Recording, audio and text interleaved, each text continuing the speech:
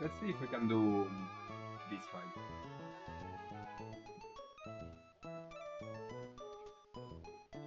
Okay, I have a question.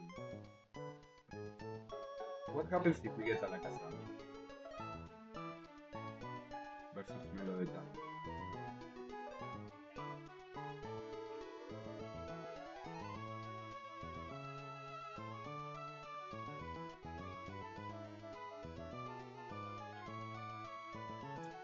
So Alakazam will get us Psyshock. That's it. We cannot get Aura Sphere. No, we can get Skill Swap.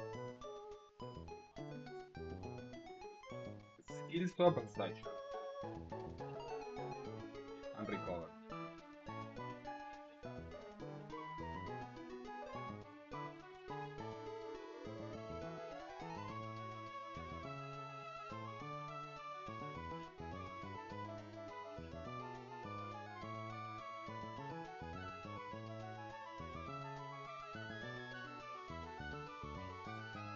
Okay, so Alakazam is fast.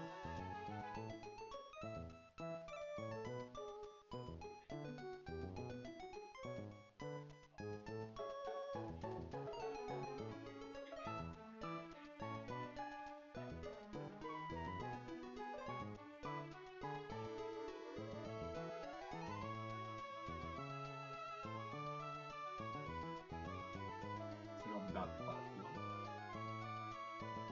Also doesn't kill Melodeta Pirouette and cannot find Body Slam or Close One.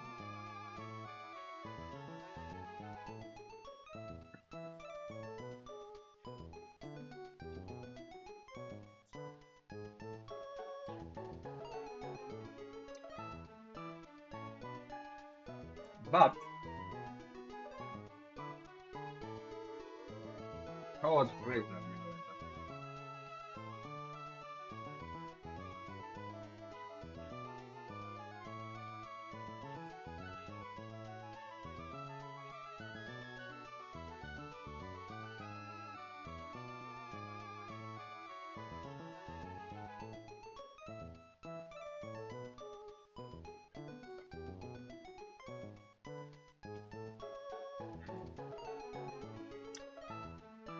How about Porygon 2? Can't import it.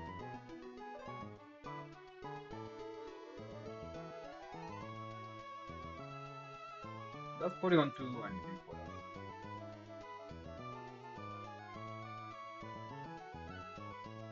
Okay, so Porygon 2 sucks, but he has Trace. He's also quite bulky. Still doesn't do anything for us.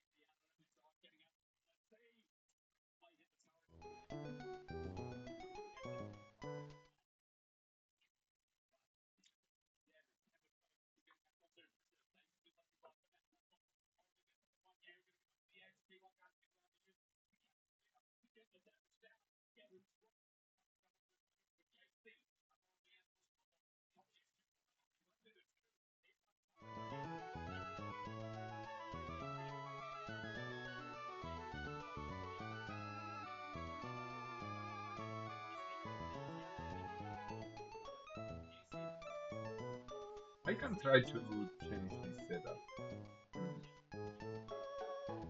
look a little bit better, or at least to be a little more cohesive.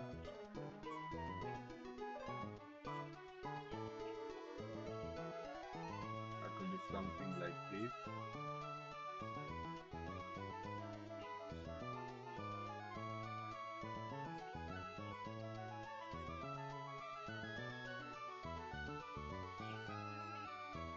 Okay, no idea.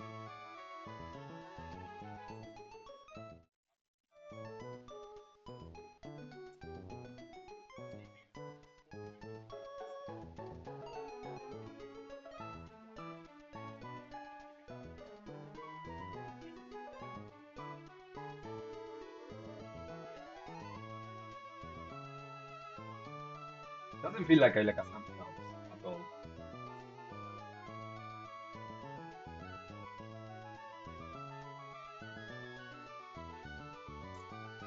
So that's the fall.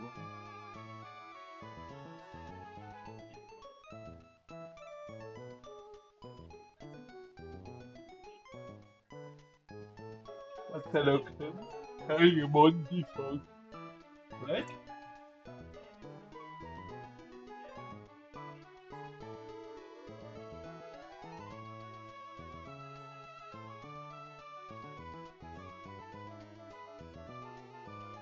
Orbital does super well here. That's what I'm happy to do.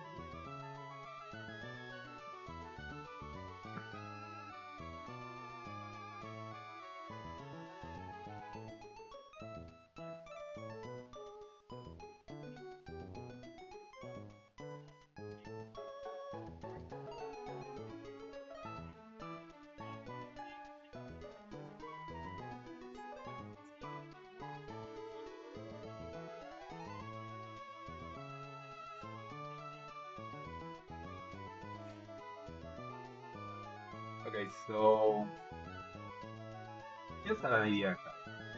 How about we use Cloister here?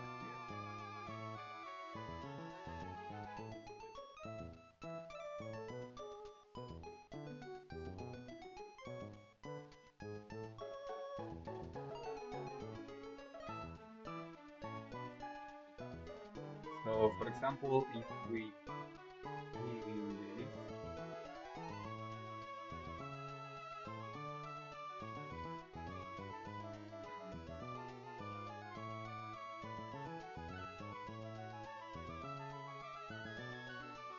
yeah, Cloister doesn't necessarily make what we want. We ideally want to end up with him versus Orbital without him setting up. If we do that, that's a win. So how can we get that?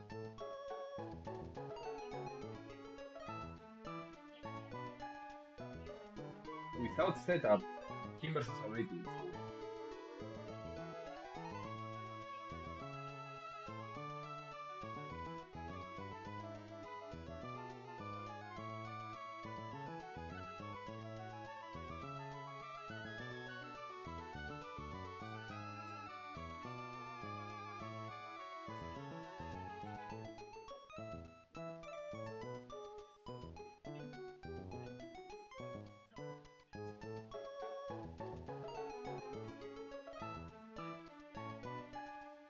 So let's say we kill someone with him. It's not unlikely that there is an kill.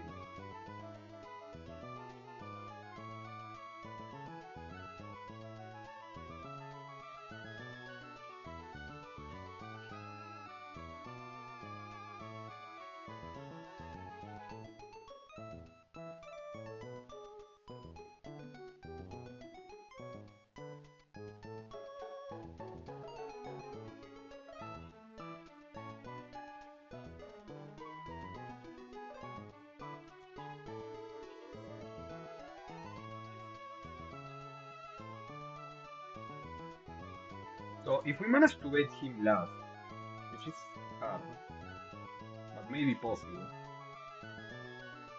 So he comes in. He gets a lot of agency on how much HP he gets.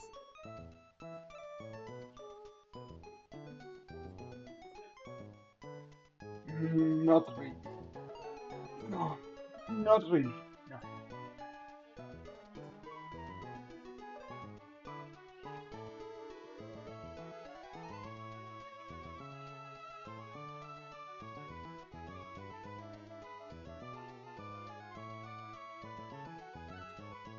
If you go to a wing bit,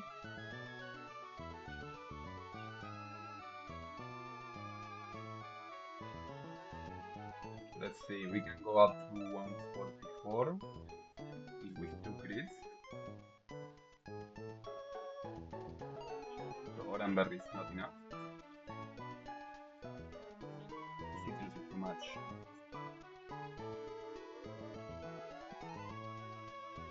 But maybe that's an option. Like risk it in Infernape on double crit weird rolls. I think double crit high rolls is risky. It's like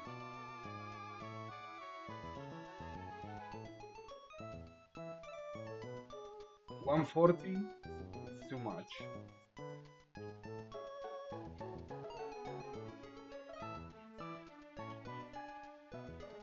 But if we manage to kill this and bait him, then we're in good shape. So kill this and bait the right move.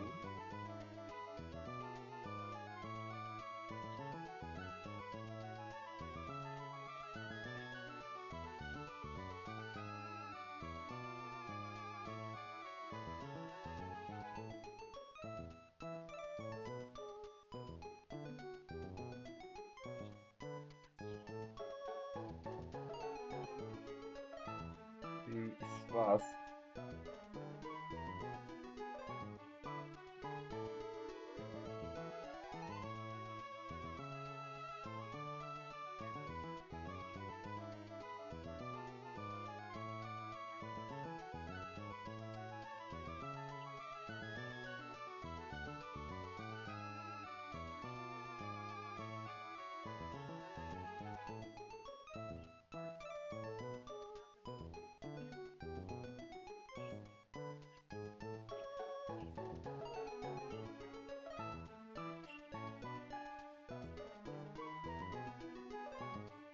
Can we put recoil on?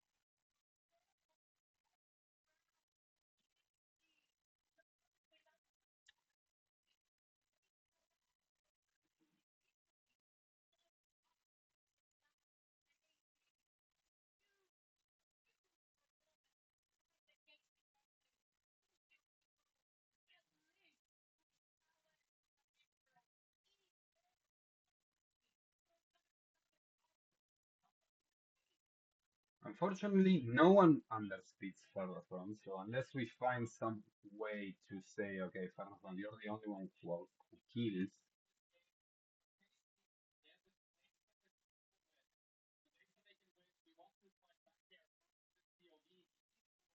so, well, one way to do this would be to show a kill with Sharpedo, but Sharpedo kind of sucks.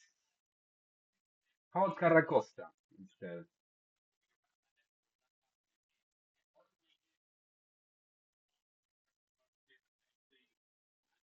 I also don't want him to set up Stealthrox, right? So, if we have him kill this guy,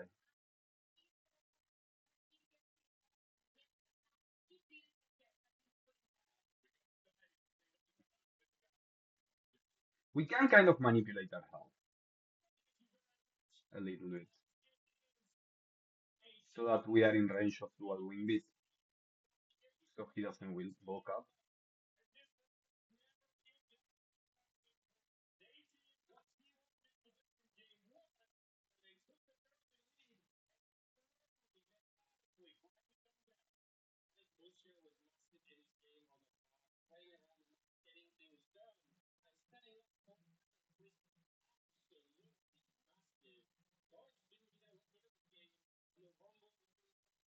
Simply worry seed and then switch here, and after that start kind of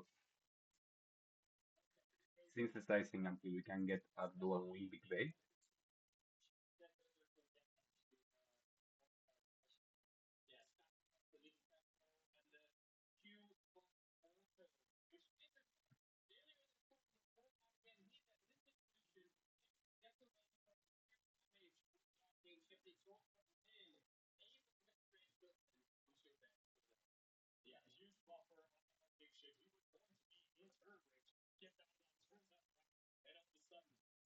Here's the problem, okay? Say we manage that. Say we manage to kill Mats there.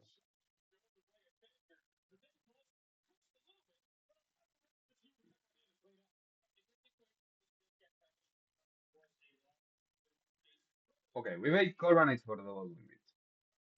Who kills Coronet?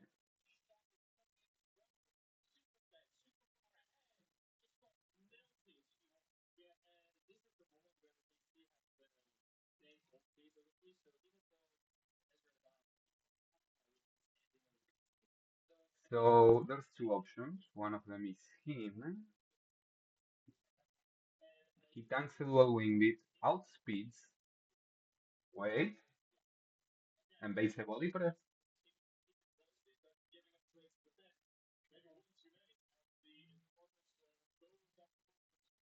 And then we show a kill with him.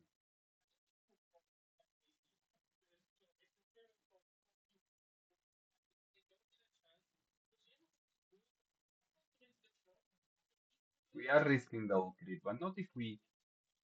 No, yes, we are risking double creep high roll, which I think is super reasonable to risk. It's like if we get. No, it's triple creep high roll, so it's even worse than that.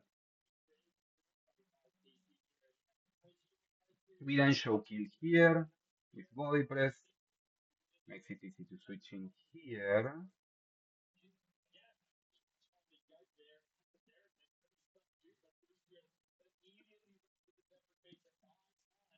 Or do we show a kill? No, we do not show a kill here, but we show a kill here.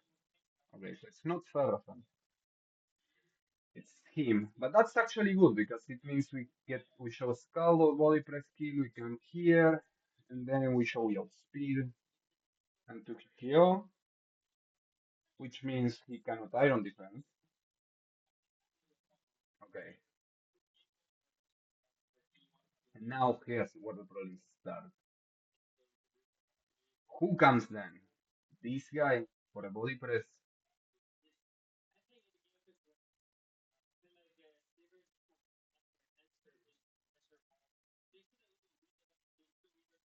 but might be good, might be good. If we show a kill here, then it's just super easy, right? And the only risk is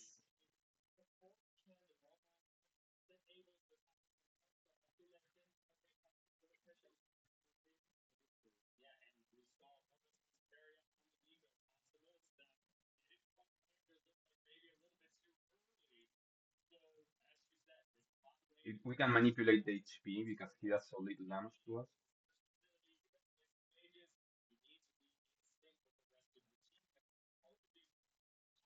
So we go down to one body press. Switch in this guy.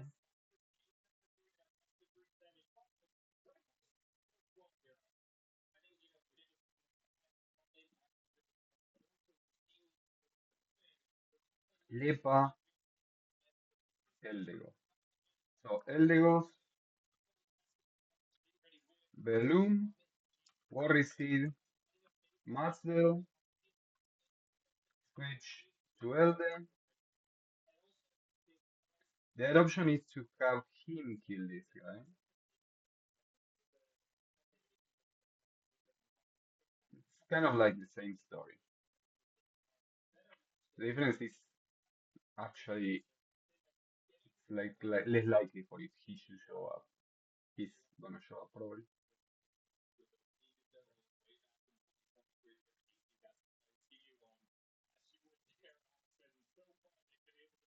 Okay, so basically what we're looking for is to show he outspeeds. So go here and never rapid spin. If we never rapid spin,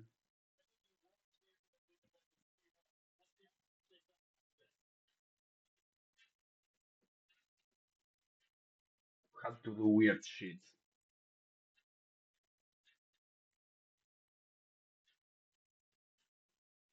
Like switching in and switching out.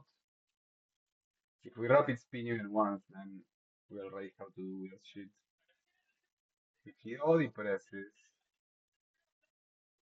another option is to switch with him. Hmm.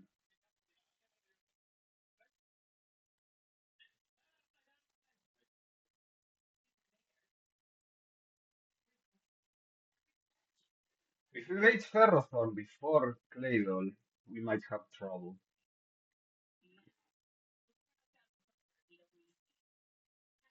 Okay, so maybe we do defense room. Then accuracy room is a possibility. Let's do accuracy room. We probably can do it. Let's see. Let's see what we have here.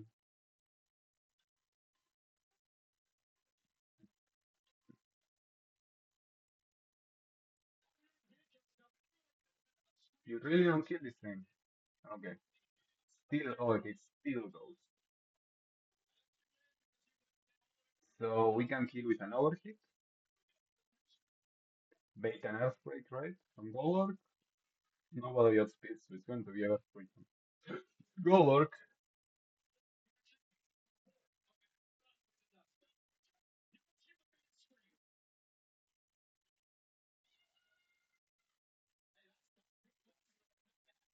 Steel bomb.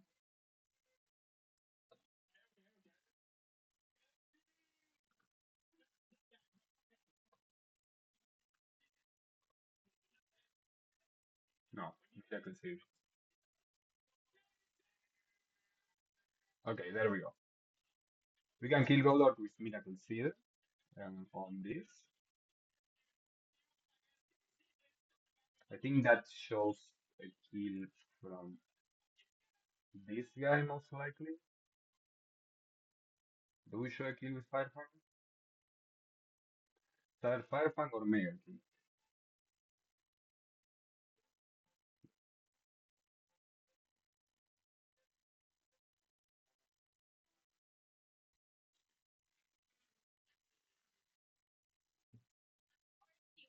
I can also go Crocodile.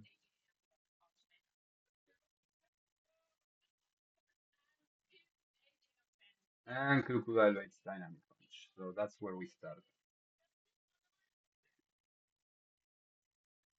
Actually, Crocodile is great in this fight.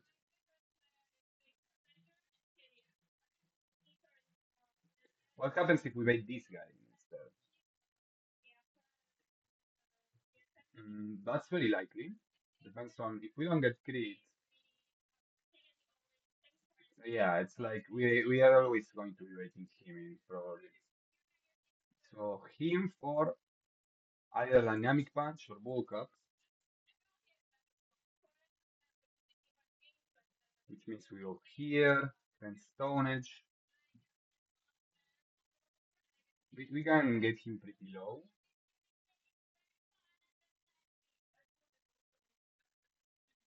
I don't care if he bulks up, to be honest. I just want to get rid of the Stone Edges, the negatives and such.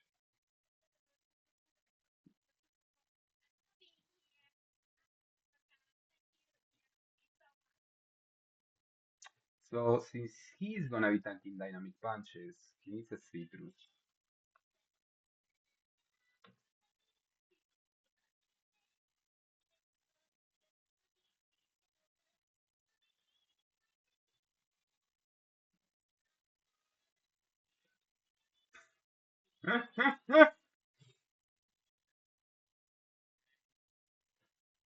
Okay, so these two are gonna be tanking dynamic punches.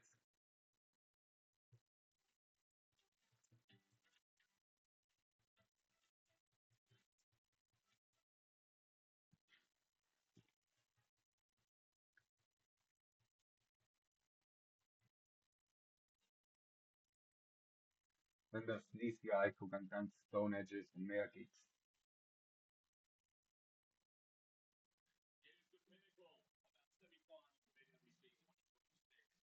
Something like this.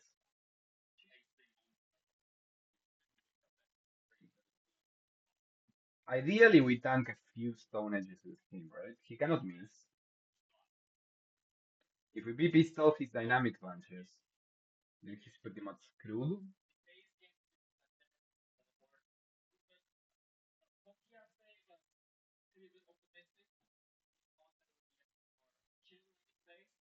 Donphan is better here, probably.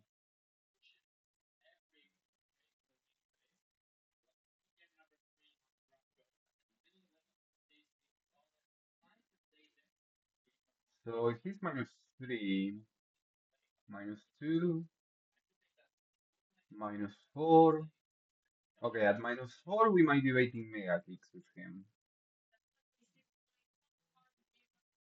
So probably it's better to go there now. At -1, at -2, so there's no overlap.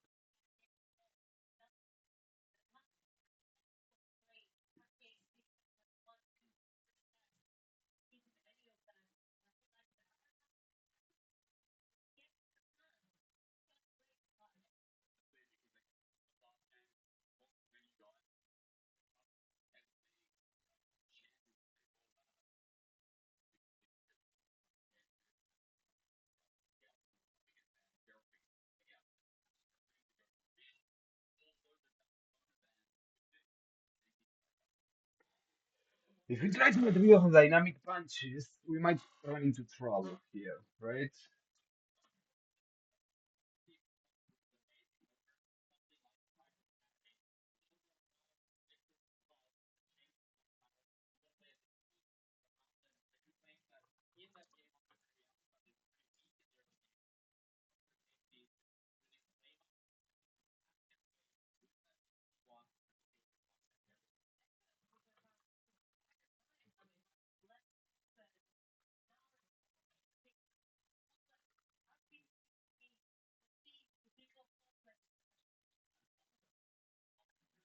Okay, so we can have the ape deal with these two. Golurk, it's easy to deal with Miracle Seal on Breloom. And that just leaves us with 4 months to deal with this monstrosity.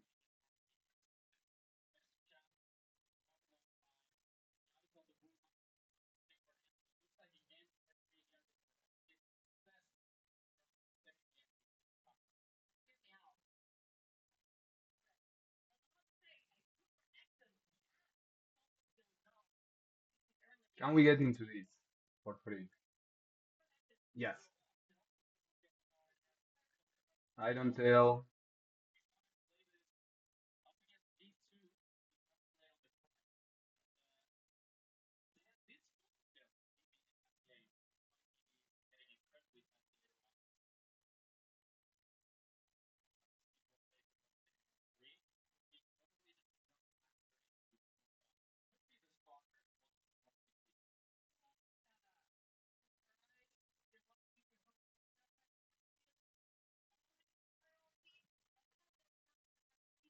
Lower target defense, we don't play.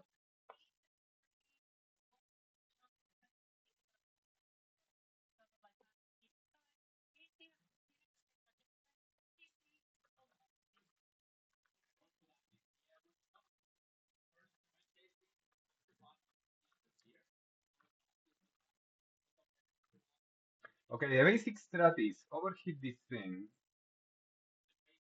who cannot do anything to prevent it.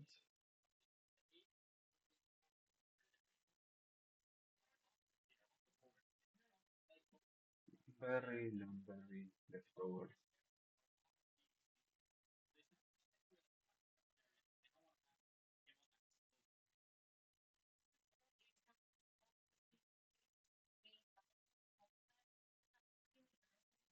So we really need to PP stall those dynamic punches. It's very likely we will be able to get rid of the stone edges, which might actually be a problem. Okay, so he shows he has control setup control on Machamp because of air slash. He does not.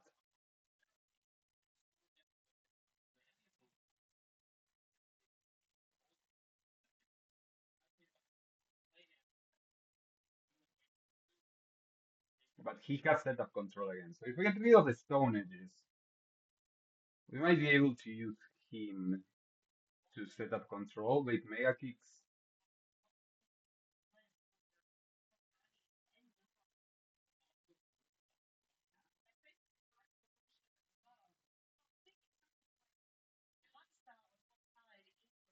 These two keep ah no, this guy doesn't have setup control.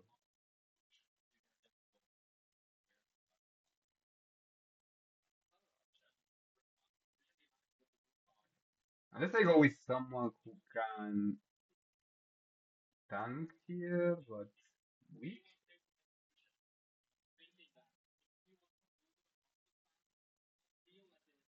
The other option is to go here. This guy slows him down even quicker. What's problematic here are the Mega Kicks, right?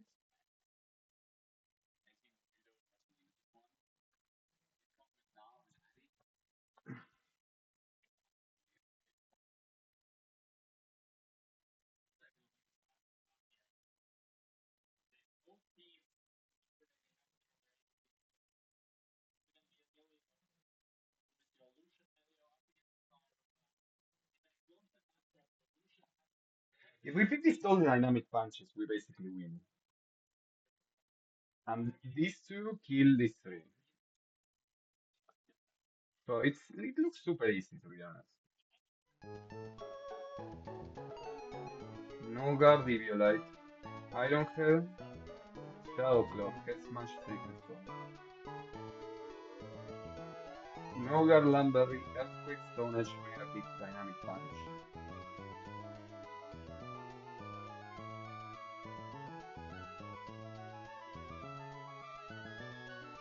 No guard Lamberry.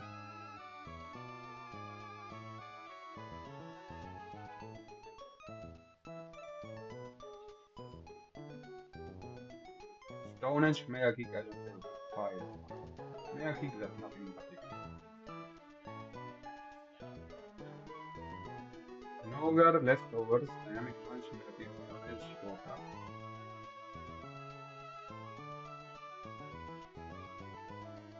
So if we get rid of the Stone Edges too quickly,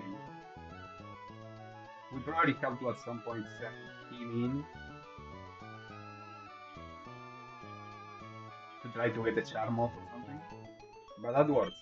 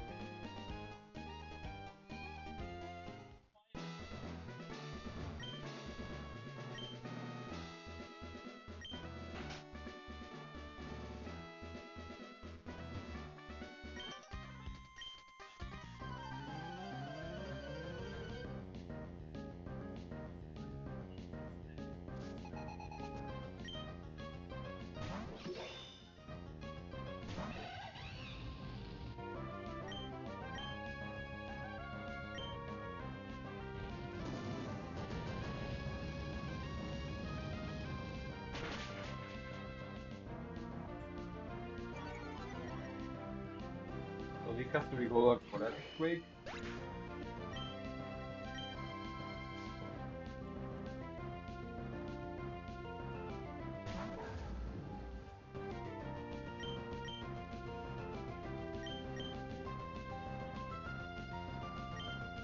Balloon tanks the Earthquake into the second season.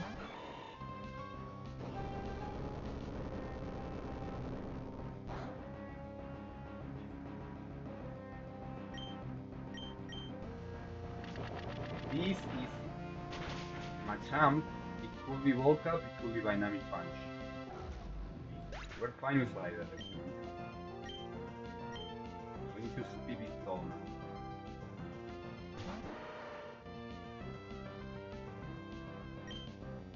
So this is at 72 HP, only Dynamic Punch. Or Volcap. So we go Mask.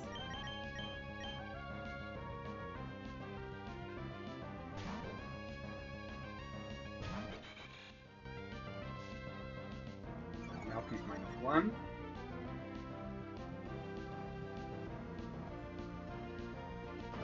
That's Dynamic Punch 1. Crit is not great, but whatever.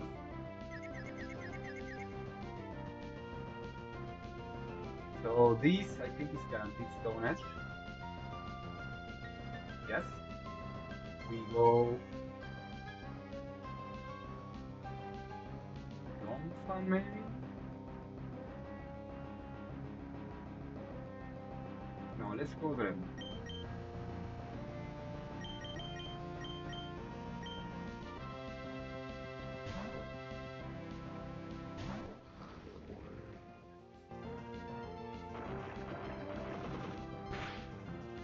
Stone Edge 1. So at -1 we guarantee Dynamic Punch.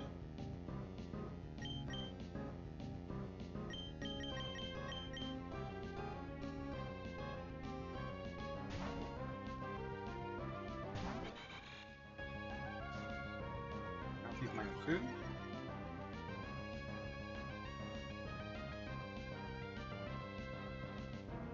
That's Dynamic Punch 2.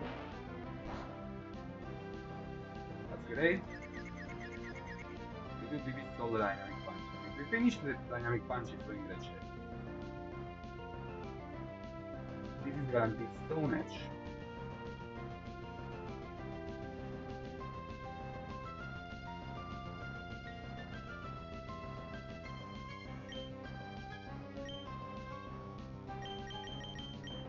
Here, if we don't trigger the Citrus, we guarantee Dynamic Punch.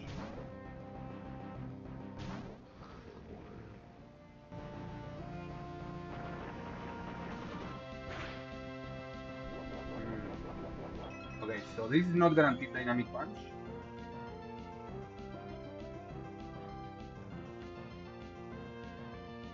But it's possible. There are a few rolls that show kill.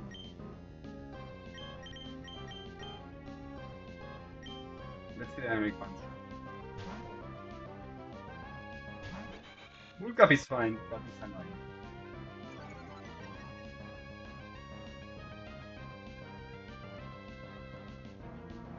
Okay.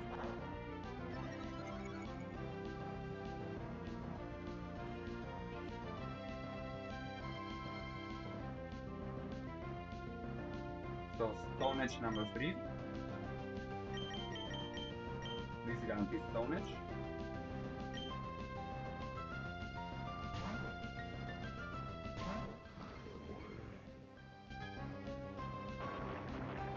That's Stone Edge number 3.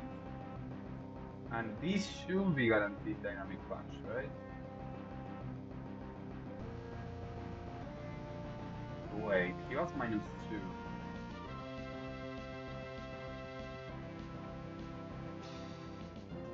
Yeah, he's -2, so this is guaranteed Dynamic Punch.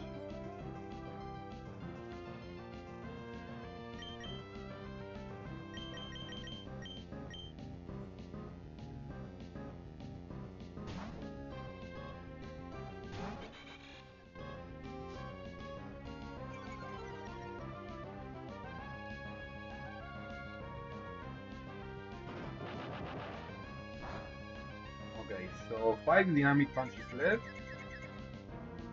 2 stone edges left. He has to stone edge here because we have setup control.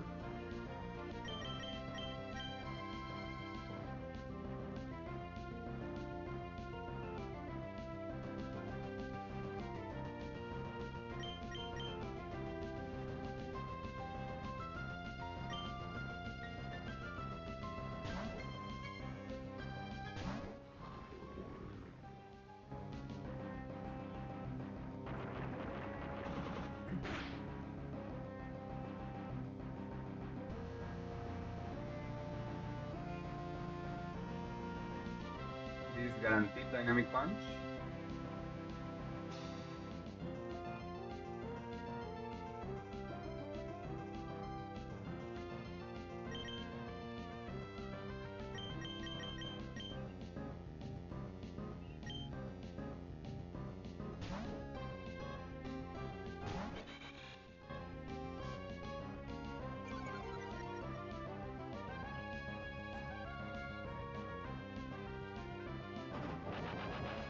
One stone edge left.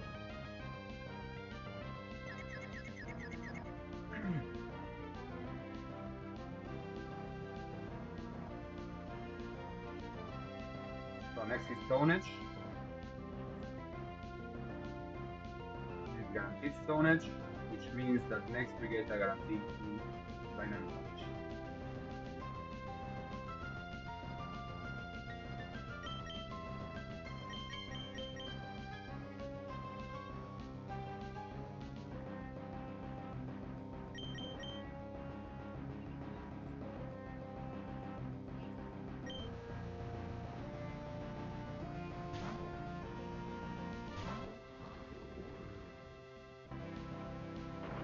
That's the last stone edge.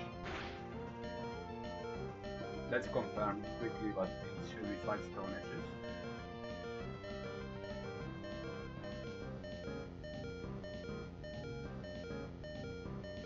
So it's dynamic punch PP max.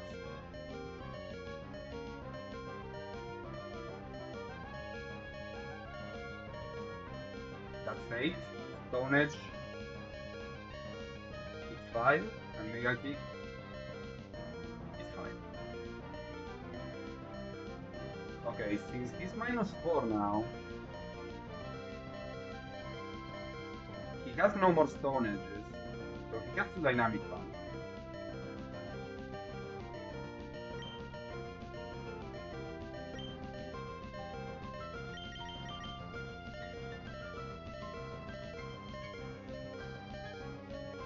We can tank a crit, so we switch here.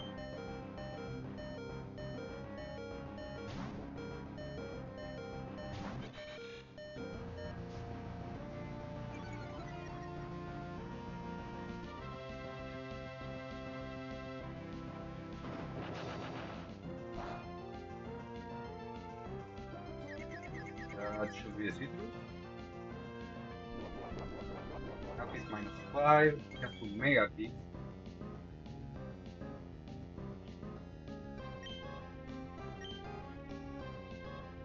And since he's -5, Dawn Span is not that mega kick.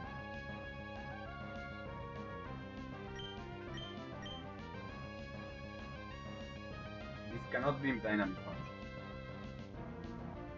And it has to be mega kick.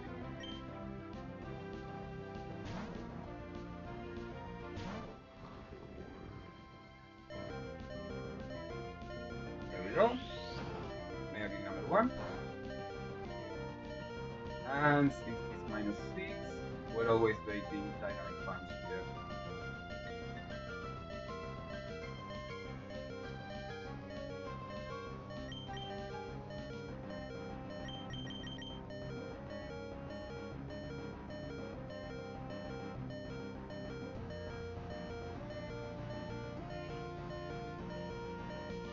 Now at -6,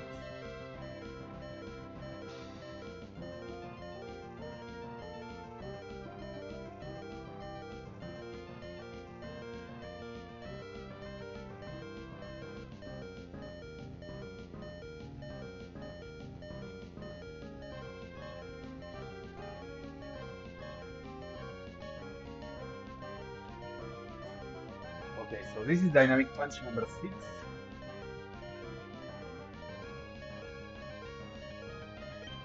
We can go here.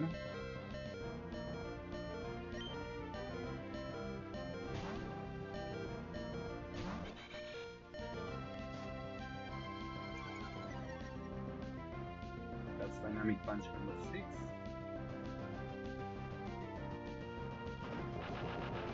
Only 2 more dynamic punches, 4 more Mega Kicks.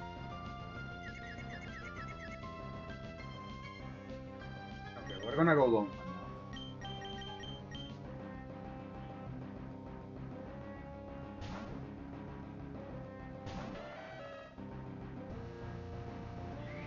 That's Mega Kick number 2.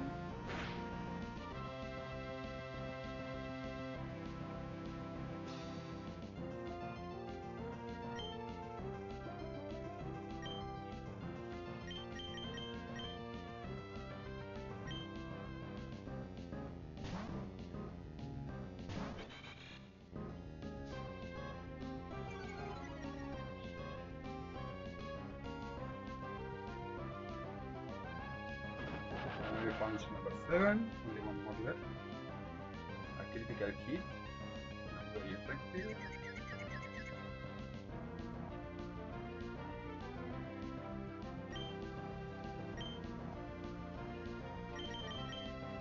This is Mega Kick number 3.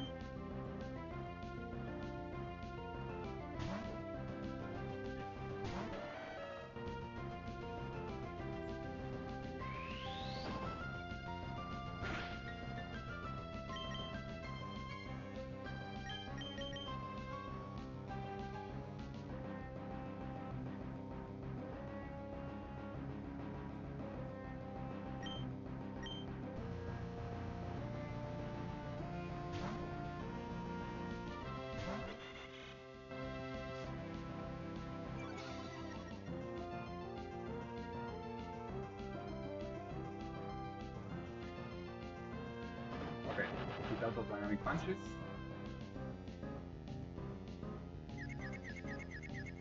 That means this is Mega Kick.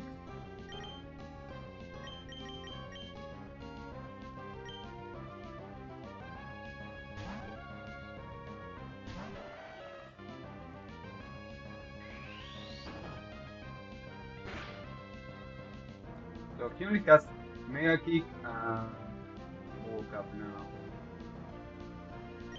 We're gonna Noko.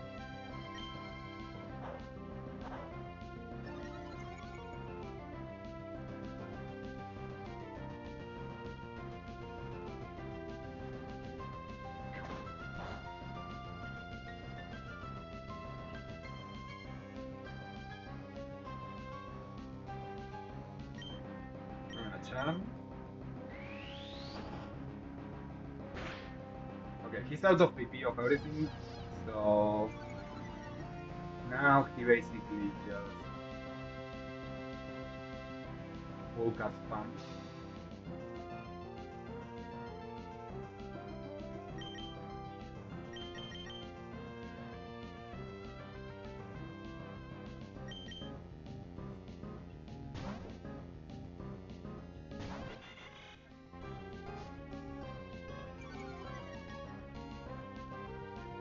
Just woke up.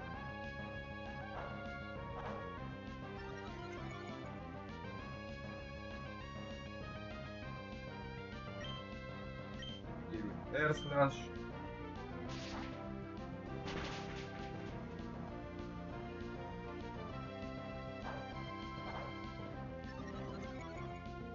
Gonna keep trying to woke up because he's out of attacks.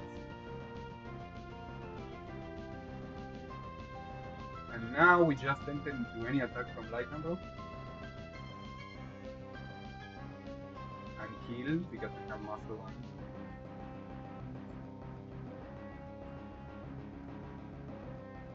Fake out. Okay, perfect.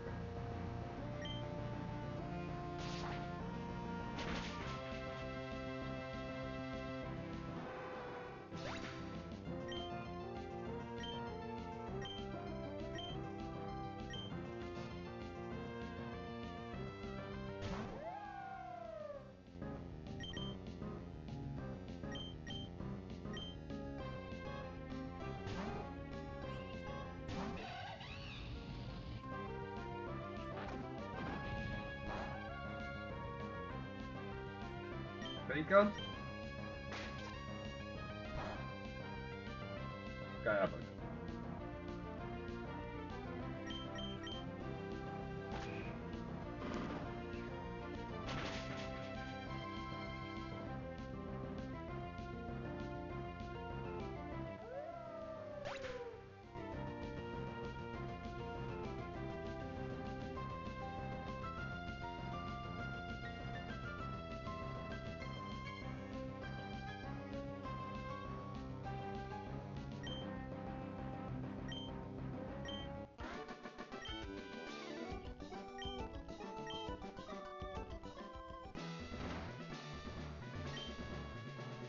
We could do recovery room and go straight to strength room. I would rather do defense room and have the option of picking which one I want to do. Recovery room is probably easy. We could do strength room, like nothing stops us, right? That's recoil. Oh wait, it's critical hit room? Wait, what? I thought it was speed. Wait, I don't have the layout right.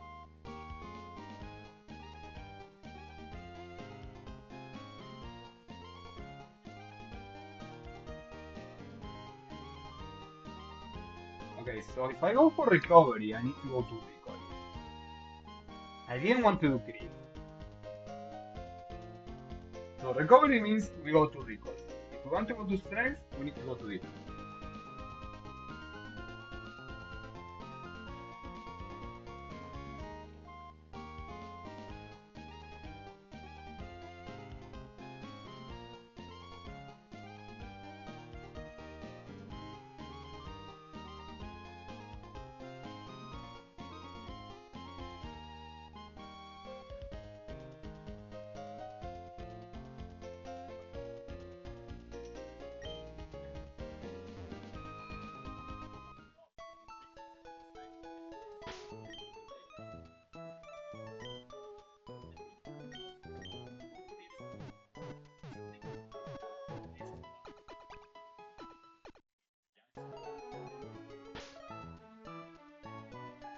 Can we do recoil? If we can do recoil, we might want to do recoil.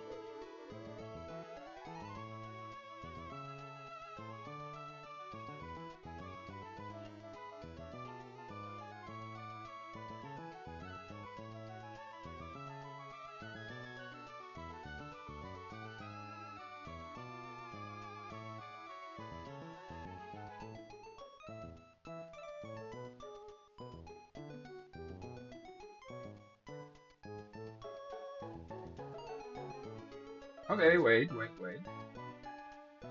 Arcanine can easily kill the flood.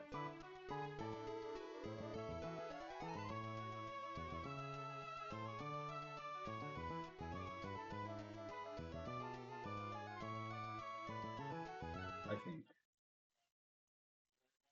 Can we kill Flood with the Hearthstone? It's 80%? Yes. Extreme Rock Slide Extreme Speed plus Light of Ruin Recoil kills Flood.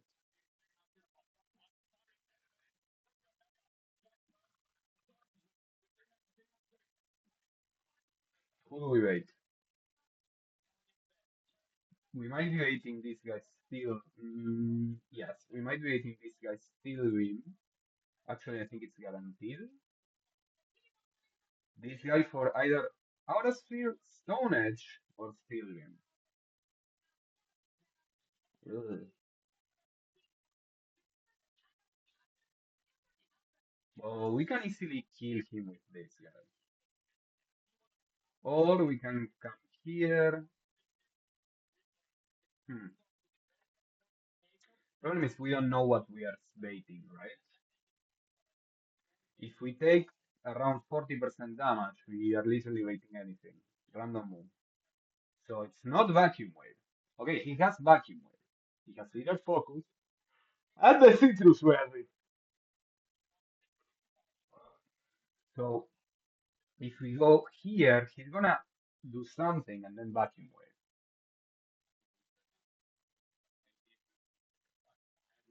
If we here, we can die. If we go here, we can die. This guy can die. Hmm.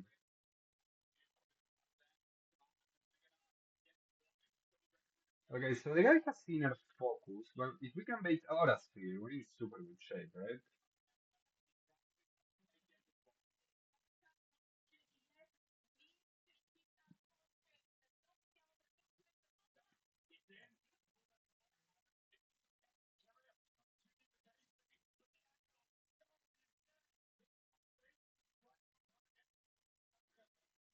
If we bait Flare Blitz, we're great from December. Okay, let's think about this guy.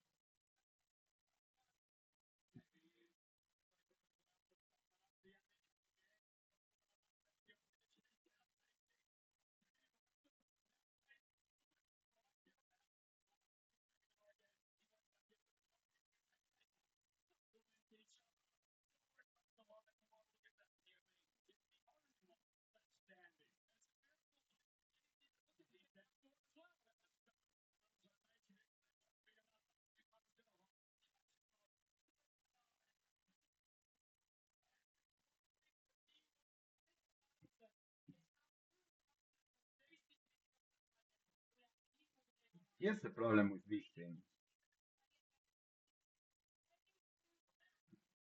We have two options with this guy. Bait Flare Blitz, go Caracosta. This guy has a choice card.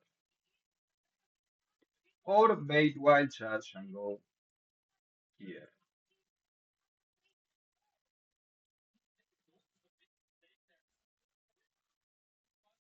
Those are my two options.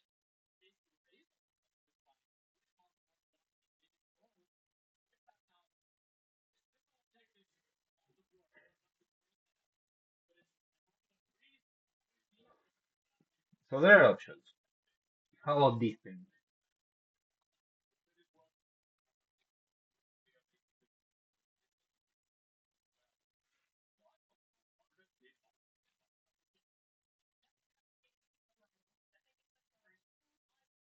So if he head charges, that's a normal type move. How does it do so much fucking damage?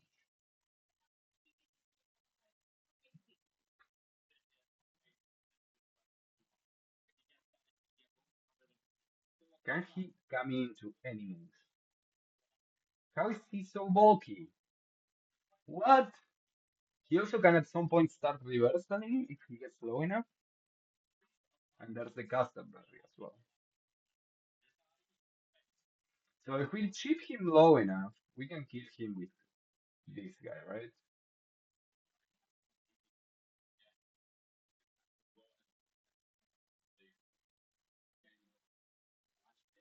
As long as we don't come into a headshot, we're good.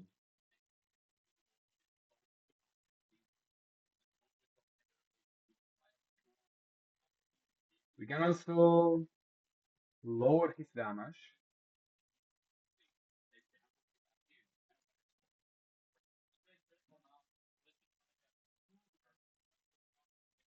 One option is to lower his damage, right?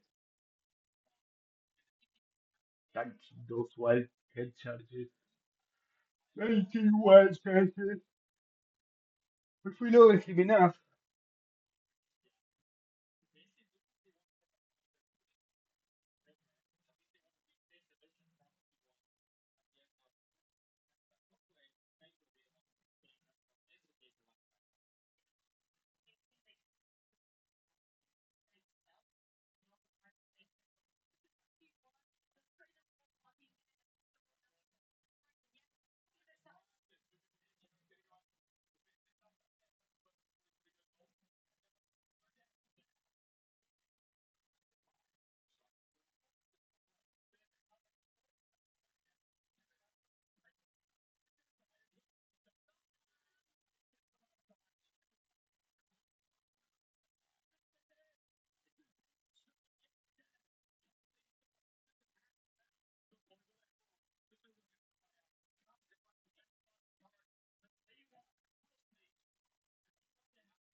Okay, so Dreadnought can kill this. And then what? Say we have the red no kills Staraptor. Then we end up pretty low. Then we have level 42. Red with Citrus. Kill this guy. We're gonna end up at around, I don't know, 25%. Unless we just go for Rock Slide, right? We can just go for Rock Slide and end up at a little bit more HP. Maybe it's 45%. But at 45%, here's the problem. We're making random moves on this thing.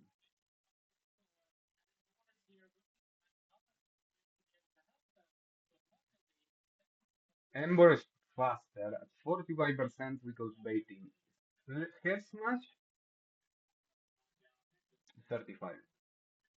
So if Staraptor can sing onto full HP Dreadnought, we bait him for either Head Smash or Wild Charge, which is great for long fun. Both Head Smash and Wild Charge are fantastic for long fun.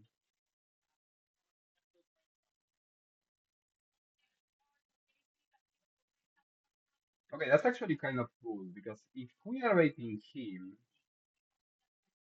we just need to kill him, right?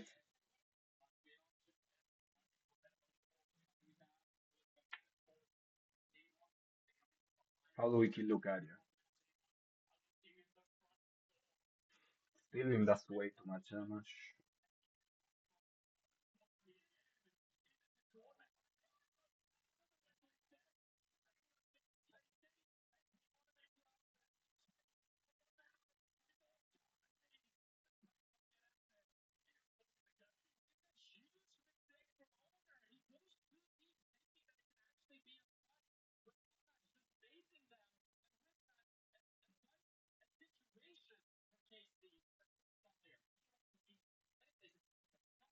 Okay, we have to figure out Lucario.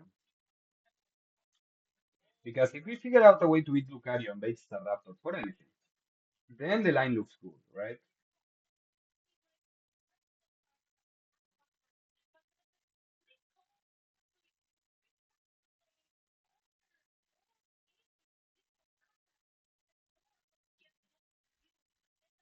Unless things go poorly.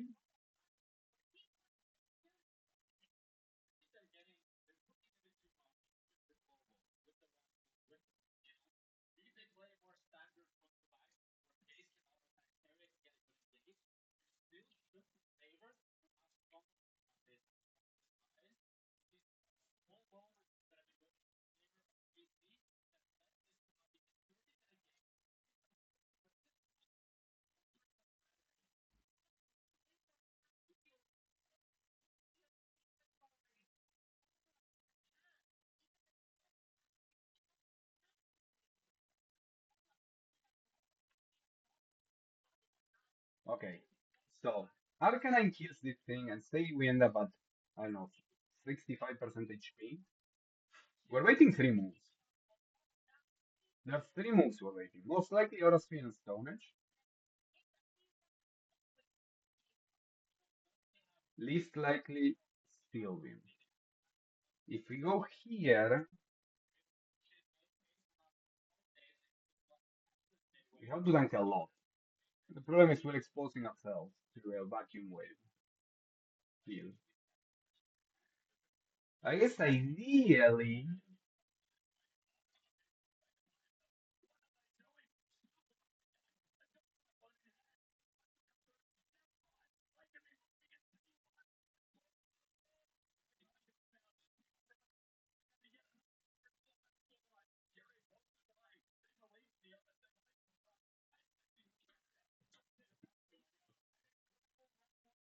how about Cloyster here instead? So Cloyster does get the kill. The problem is he also takes too much damage. So yeah, it's not ideal.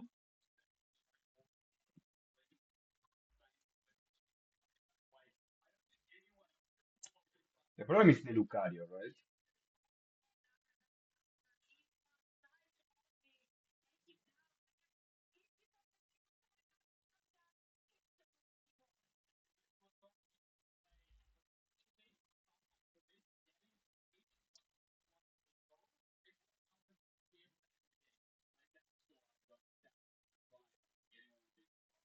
So there's one option which is switching Matzdale into this to confirm steel win. If it's Stone Age, so if it's steel win, can someone tank those steel wins?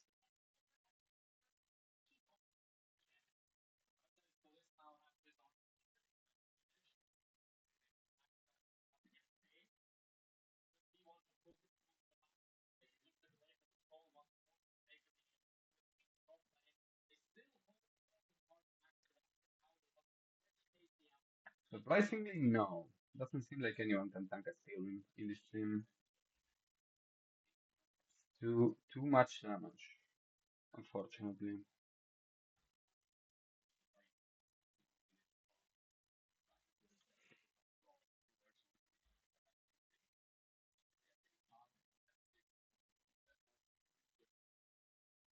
If it takes three to kill this thing, we pretty much don't have a chance.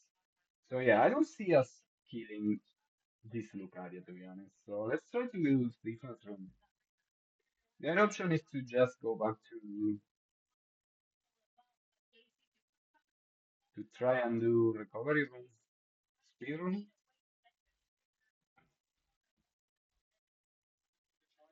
We had a kind of an idea here, right?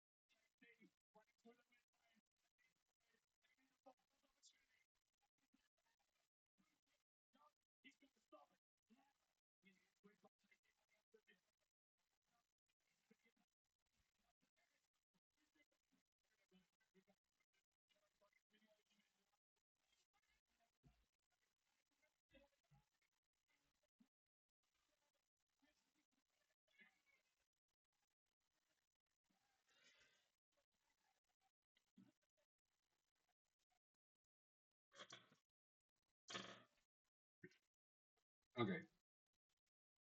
Uh, yeah, I really want to do defense room. So the key to this fight is, can we get Claydon in and Orbital in, but Claydon tries to kill Orbital.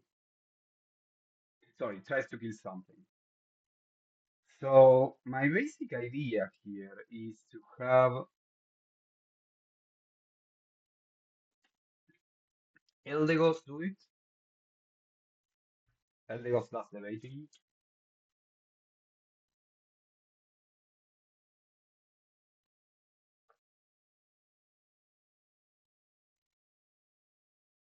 Switch to Eldegos.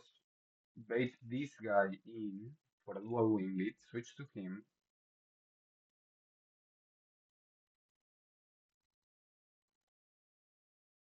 Kill with two flamethrowers. Bait him in for random move. Switch him in.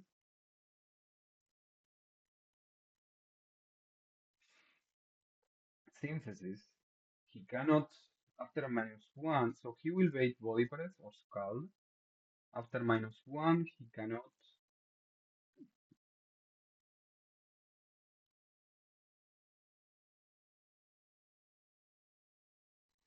The question is, can we control our HP well enough so that we don't need to use rapid spin? And we can bait a body press or something. We need Sealer Powder on Bloom, on Orbital.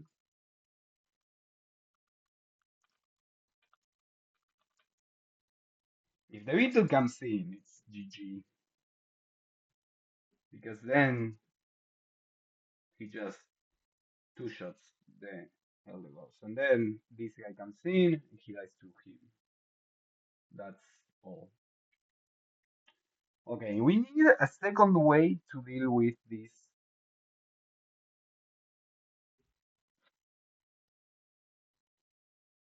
A way to delay. Can someone come into body presses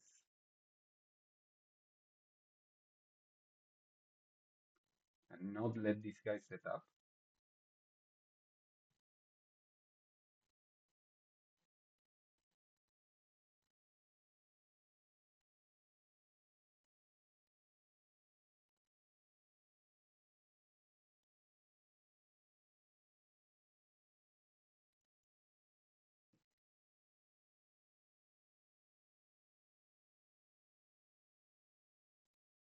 The hat isn't great.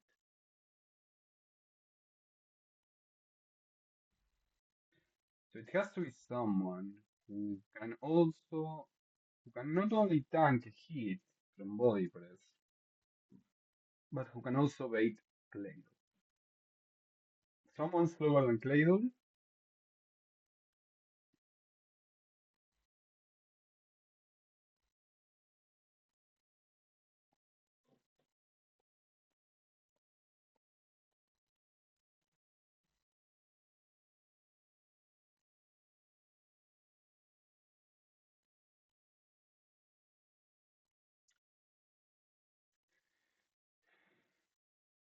Okay, it can be Dreadnought. Dreadnought can force, can switch in, force the body press, get out.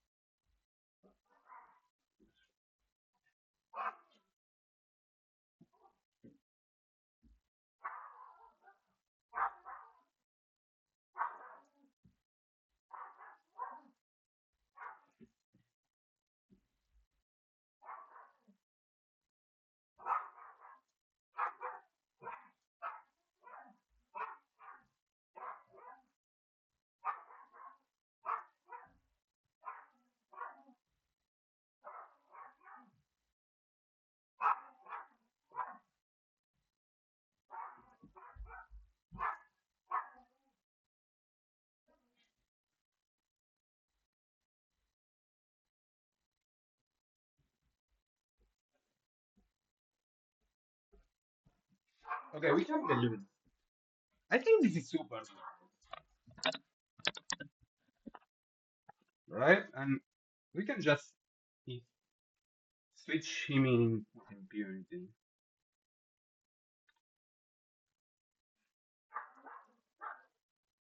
Okay, we're gonna take the Reno as well.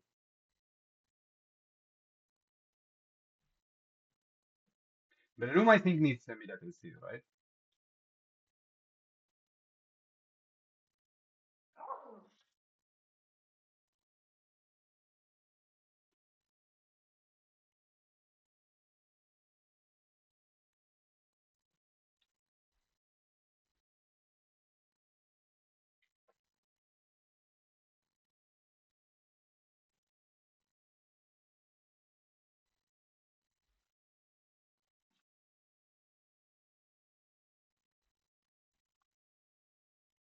Is Breloom always controlling the iron defense? I don't know. Maybe.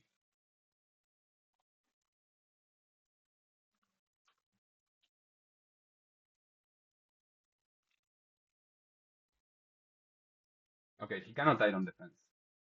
I mean, if we didn't have Steven, we probably could, right? He's +2 defense. Yeah, he's still there.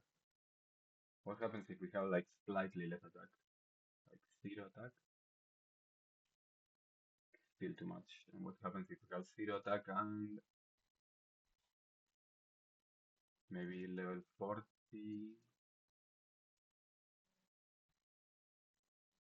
He cannot iron defense? Level 40? Really? Why? This bomb does not do enough damage. He should be able to iron defense. Okay, what's the area on iron defense?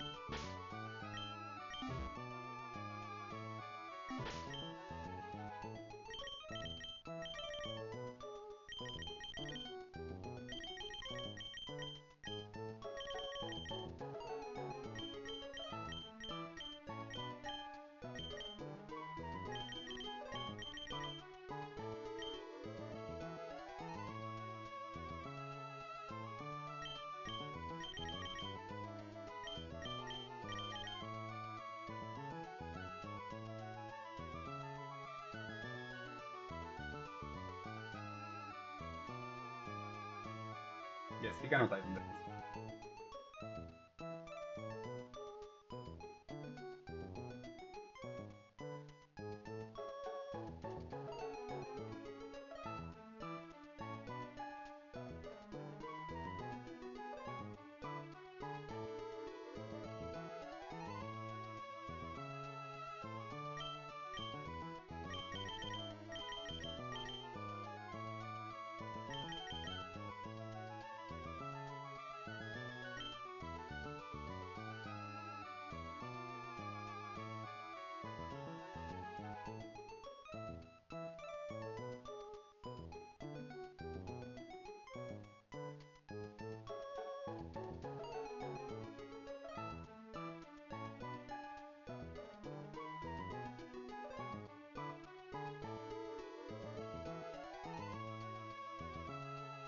Iron defense here either.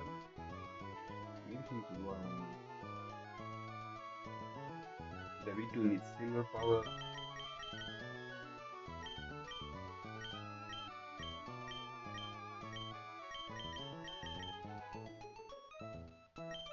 Okay, a Nerve, Dunberry.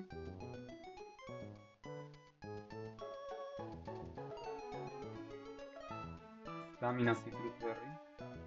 Iron Bars left over. Fine.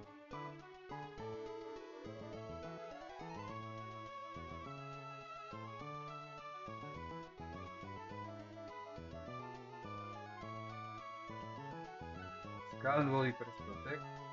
Iron Defense.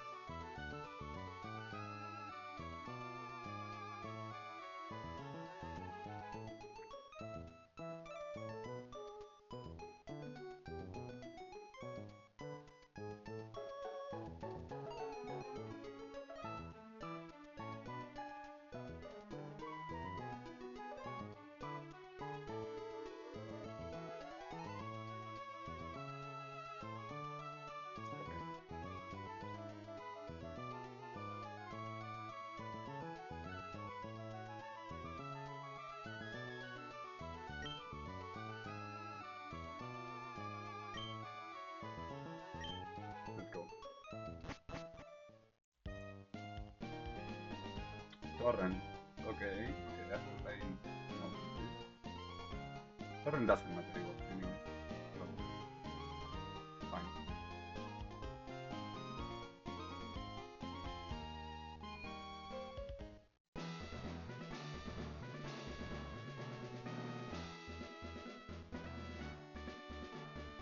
We can make it to 28 HP. And there was fantastic.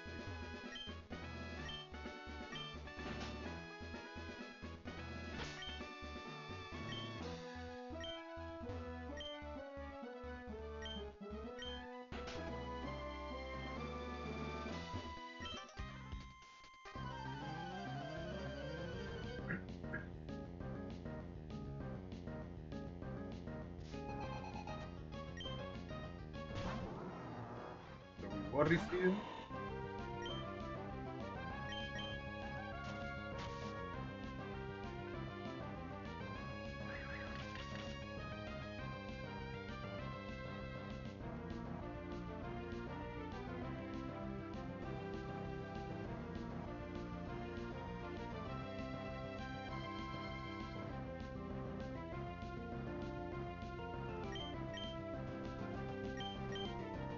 Shit.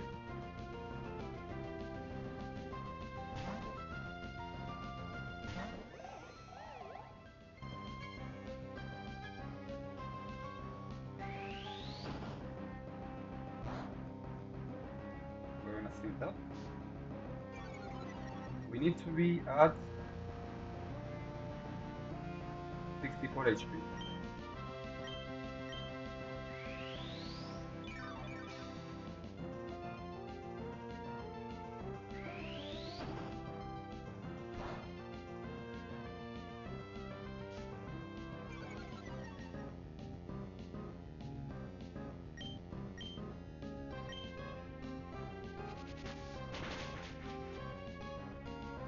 That's the citrus.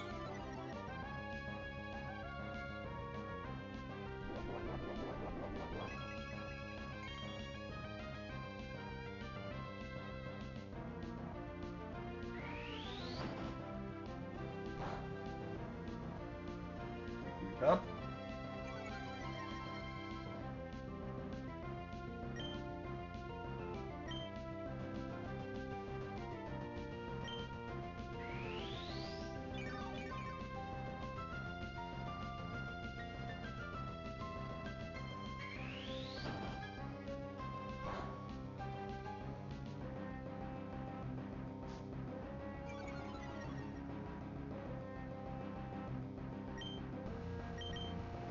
Magical Leaf.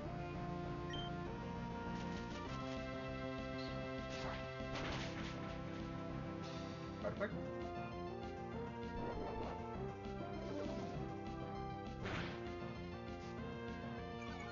Okay, we need to be at 64. This is perfect. But we also need to rapid spin, so this is not perfect. We're gonna see that.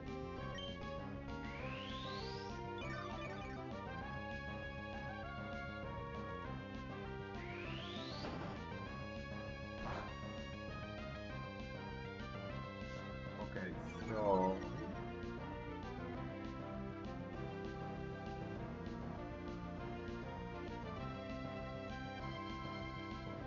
26.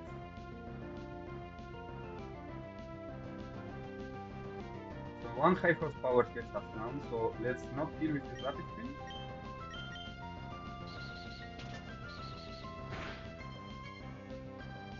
Perfect. Now please, please.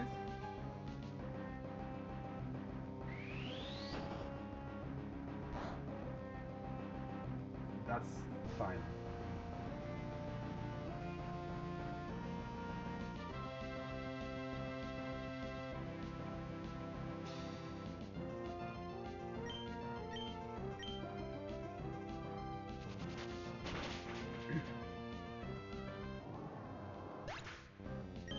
Okay, so we should be waiting dual wing beat, even with the +1 speed. Perfect.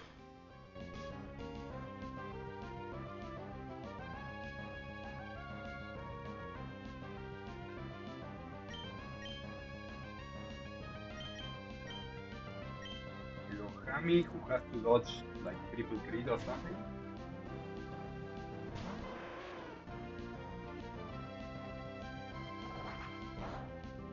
Okay, we're fine. Chilling. We flamethrower twice.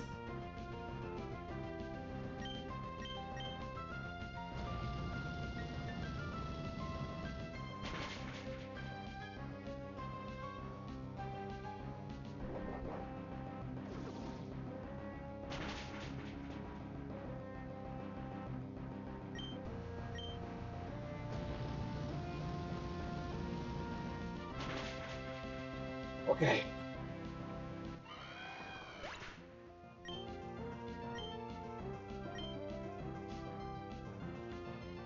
Last choice, perfect. He has to see a kill with random move.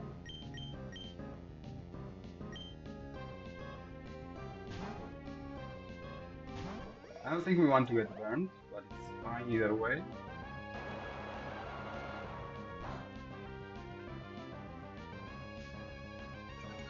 Okay, now we outspeed.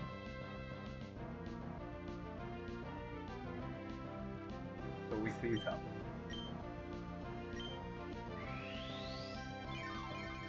Okay, now we need to finish up a very specific HP range.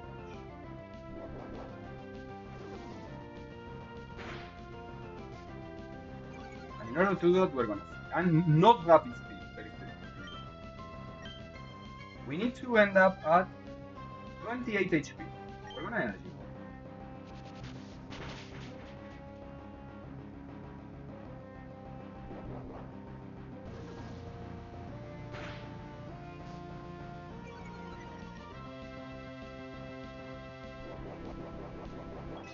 Now we're gonna delay one turn so he can heal up with leftover. Because we're too high HP. So we're gonna synth up. Okay, yeah. We wanted you to do it.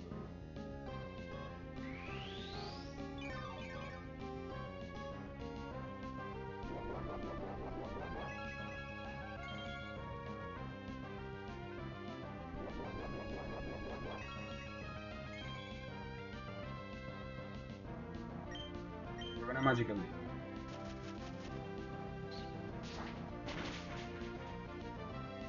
That's not good. I assume that was enough. Ah, we got high roll crit. Okay, that's fine. That's actually fine.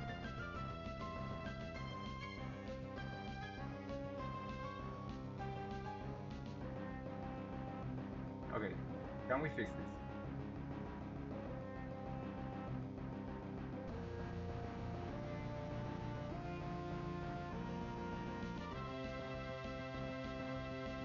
We might be able to.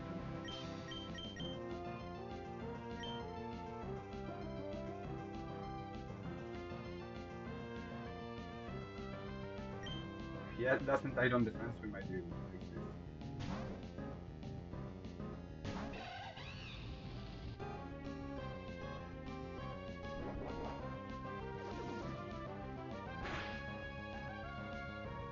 Okay.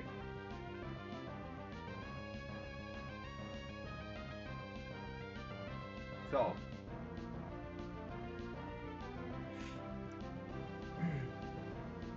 We have a few options here. The guy has Iron Pulse, which means we can poke ourselves with Fake Out, right? That's one option. Does that do enough damage? 16. 16 gets us down to 71, which is too high, right? It's too high. It's not guaranteed drill. The other option is to tank a body press. Body press crit does up to 70, which never kills.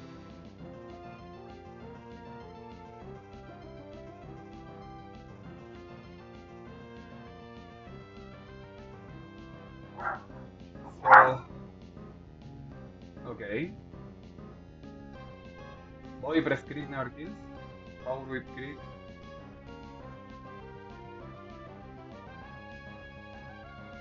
Let's not see what power whip fail.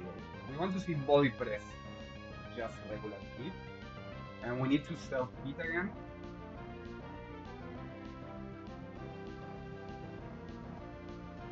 So he can do up to 76.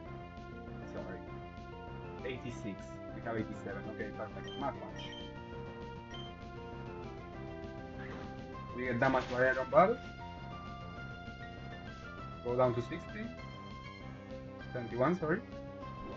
He can do at most 70 with this, and we kill this overstate.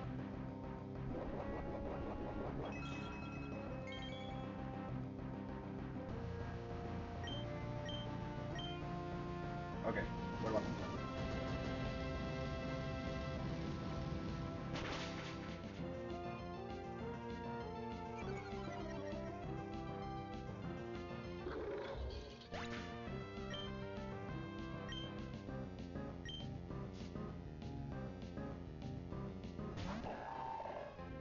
So I think this is guaranteed drill run.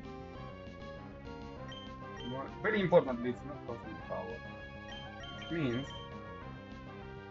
when Cradle has an item,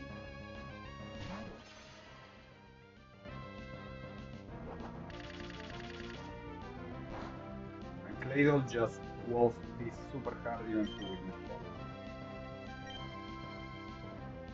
We backbus.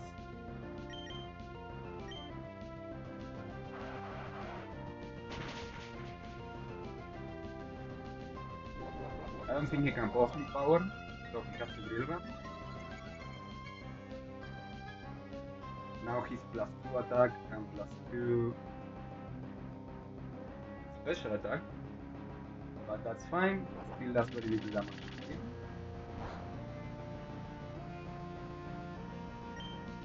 We backbus again.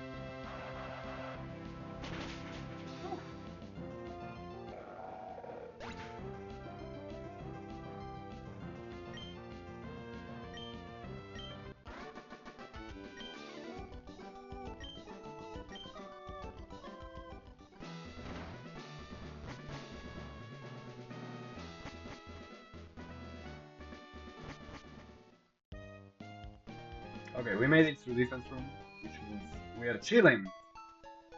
We get our choice now between the other two rooms.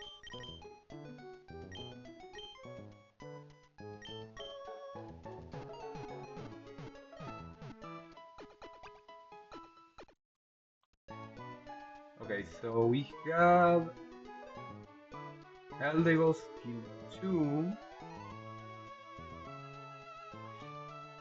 Orbital skill 1, and we got the HP skill 1. Now we have to pick between Recall and Stonking.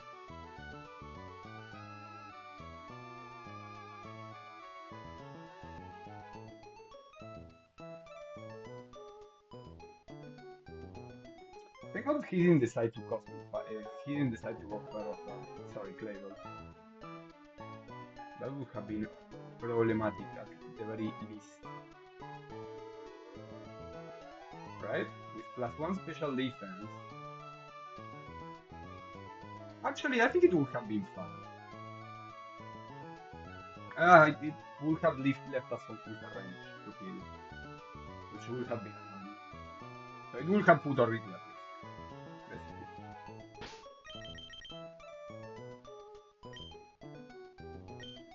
Vamos, arriba, arriba, arriba.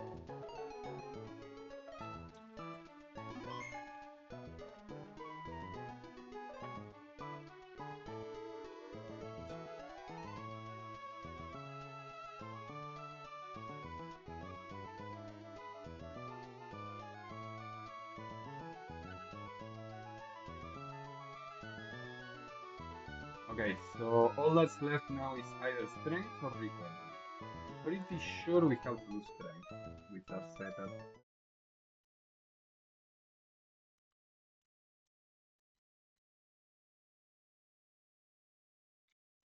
We have a lot of problems with Lucario, otherwise.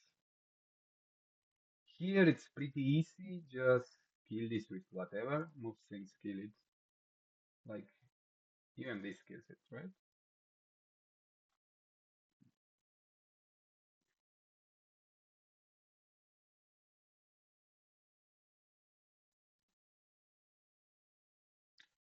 Now, can we kill with Carracosta by any chance?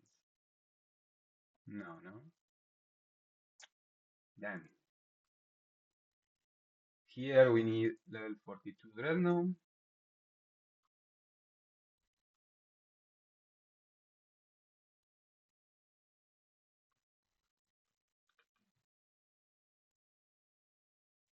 We can have the Croc kill one.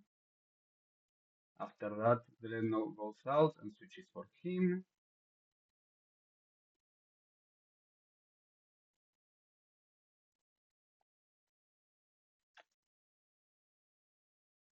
We have this pure power focus Sash Medicham. We are gonna go for the level up.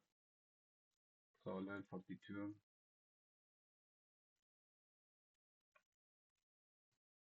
Turtle.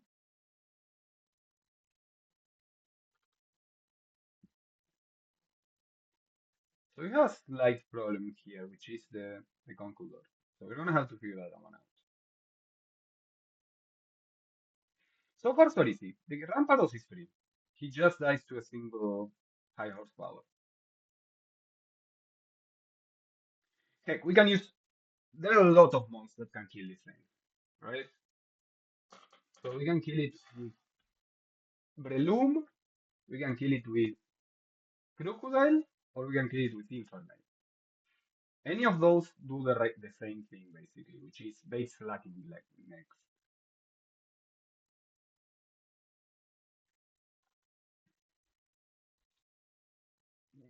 And that's the key.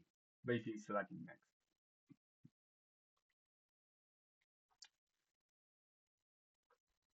So for slacking, it's always gonna have to be switch to Dreadnought to tank the impact, and then switch to yeah. No, there's no other choice.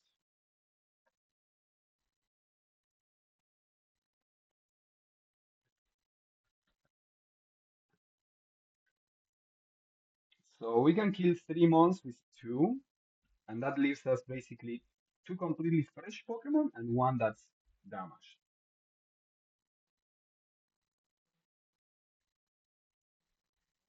The Turtle and Dreadnought are required to take on Slacking. Now, here's the problem.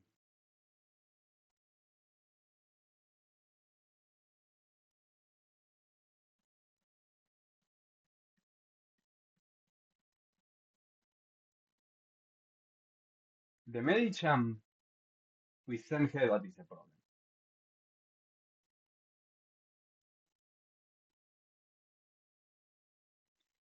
Interestingly,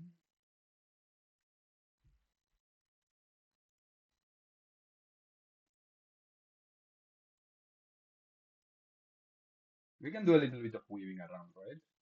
What does that net us?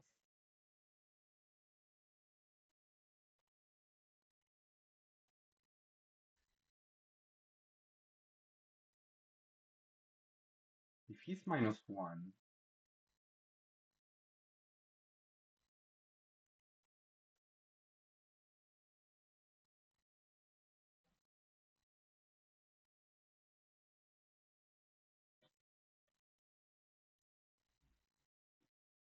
we maybe don't want him to be -1.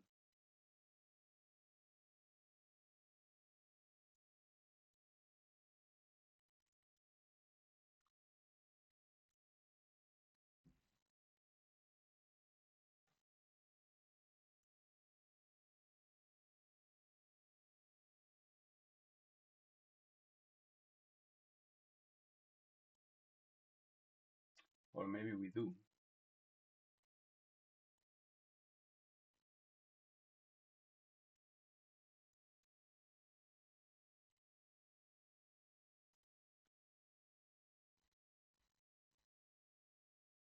We don't want to tank those 10 heads.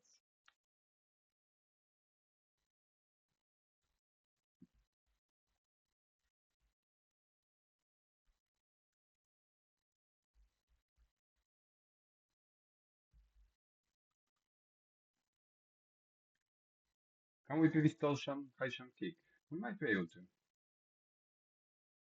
We might be able to pistol high jump kick. Straight PP. But I don't know if that's the play, to be honest. You could also start reversaling at some point.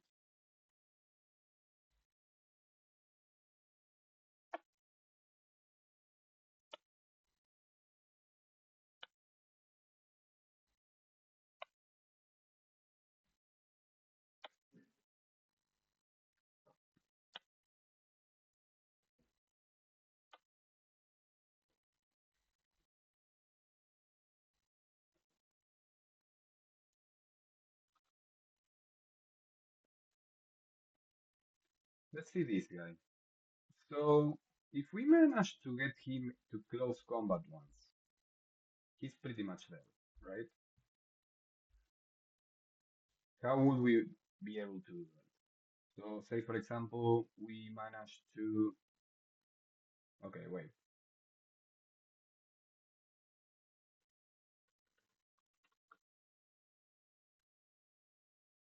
Self-stand is not enough on this.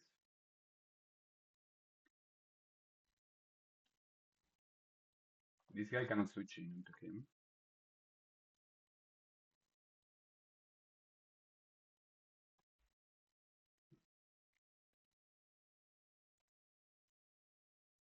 So the problem with this is what happens if Medicham says, "Hey,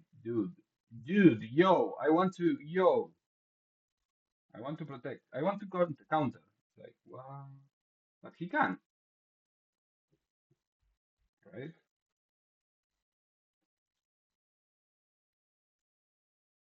Starts at +6.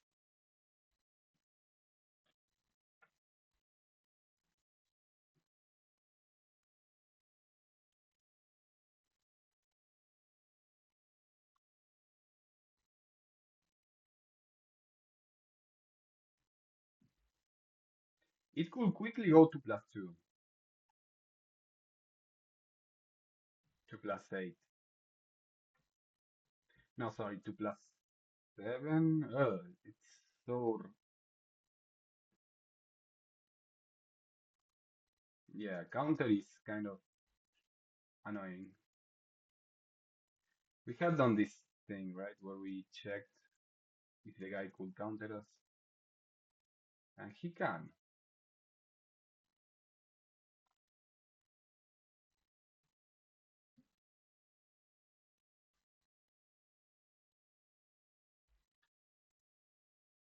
So he has a 20% something chance to counter.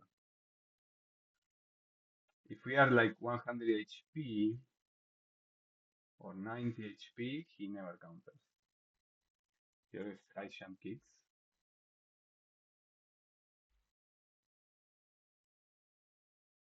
So the way we can take a little bit of damage.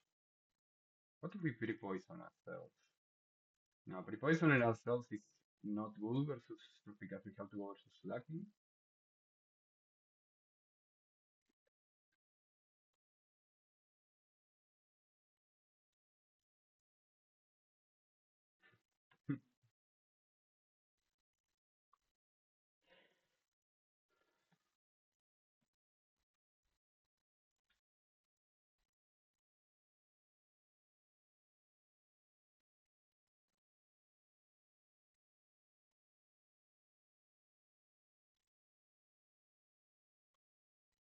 What happens if we just straight up go Garacosta? We take a hit. Do we always end up? So we can end up as low as 108. That's 2 plus 14, 16 plus 31. That's 47. We can end up at 47 HP if we just go Citrus Carracosta. Annoyingly, that may bait Sand Hellbat.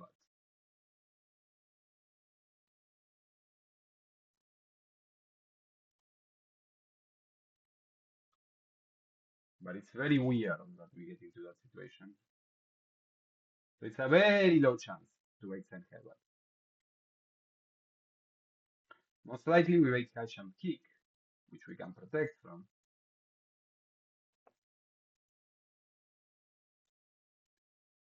And then we get him down to 75% for free. And we save up on Dreadnought.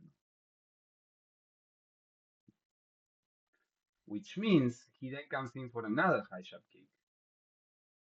And we can go something else, like this.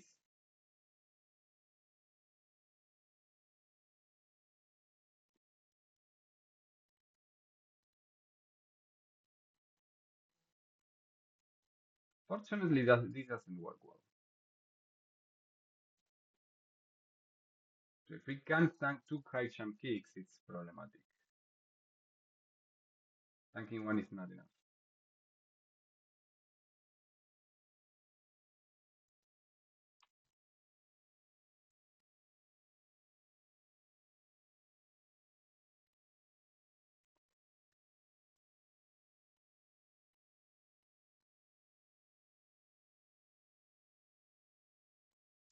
Unfortunately, after that, we're not in a position where we can do much. So if we want to kill this, we kind of want to bait high jump kick twice. If we bait high jump kick twice, it's a done deal. If we bait high jump kick twice with Caracosta, it's a done deal. It's just easy. But if we're level 42, I don't think we're even baiting him, are we? Yeah, we are. Yeah, we're baiting him. Okay. For not necessarily high jump kick. For like 20% chance counter. That's 80% chance it doesn't happen. Now, if we're level 42, the problem is we have to go out and go back in, which means we have to tank a Sand Hellbot, which might be okay.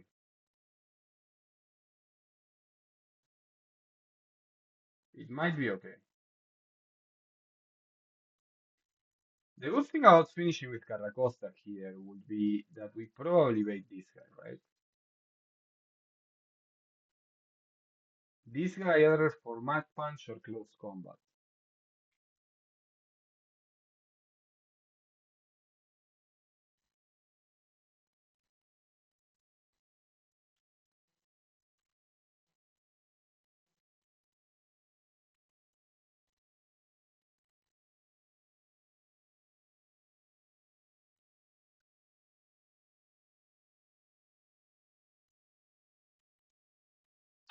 We can do something along the lines of getting him to -2. That probably mitigates the risk a lot.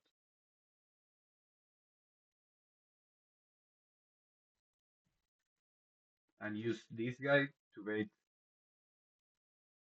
send headbutts and tank the high jump kicks.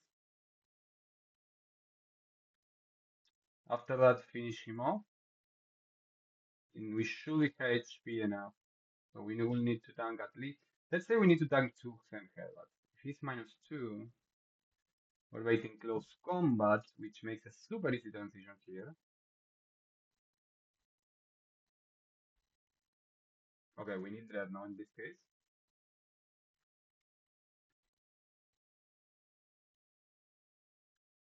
And if we kill him this way, we're gonna be waiting double edge. How do we deal with this thing?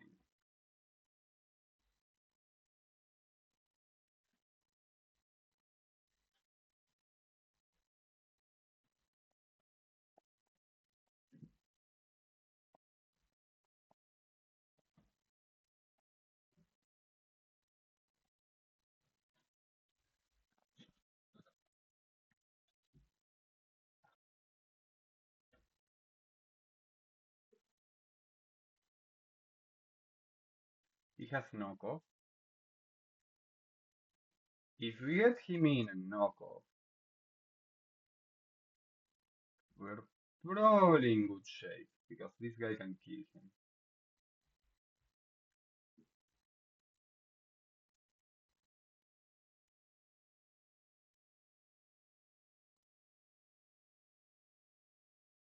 Okay.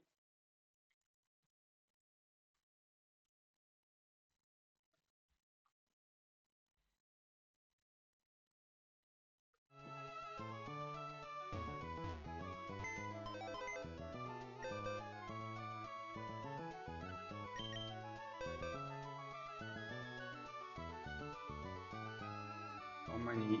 What happens if he gets 5 kills with Boomerang? What?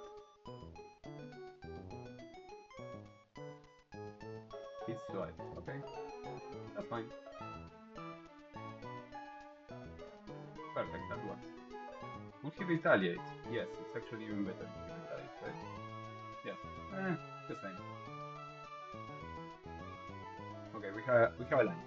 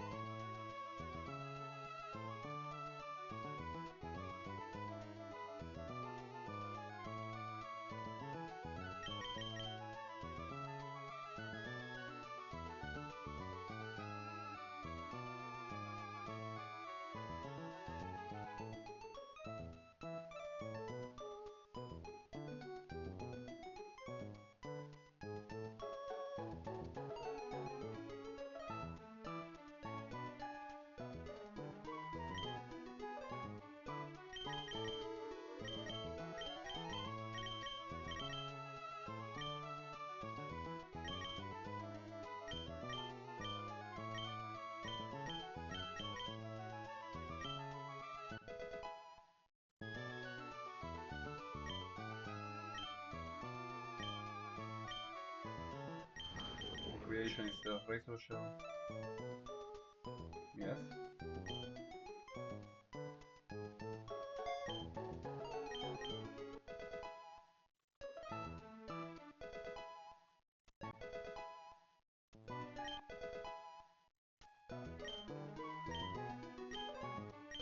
I don't think we want power here.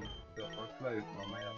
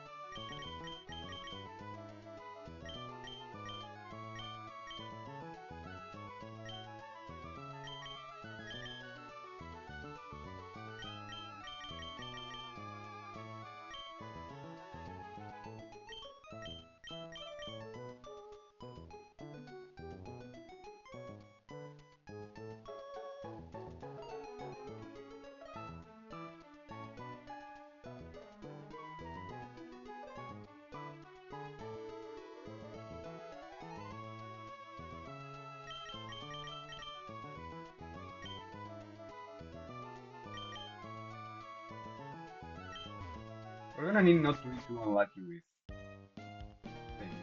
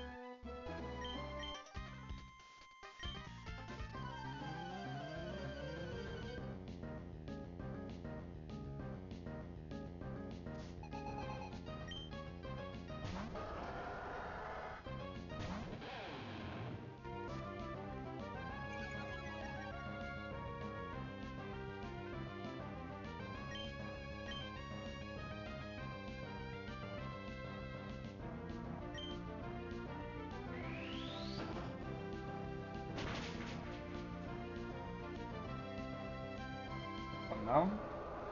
Start to roll.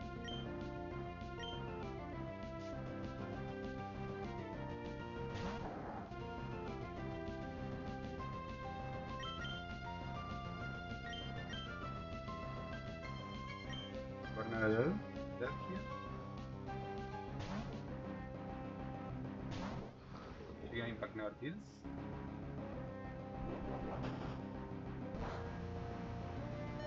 It does do a lot of damage.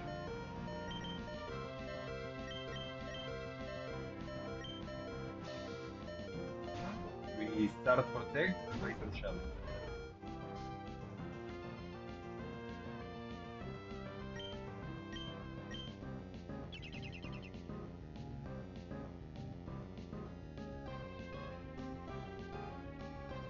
You can get the defense drop with Razor Shell.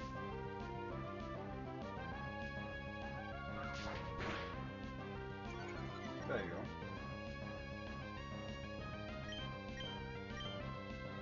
That means we have less protects to use.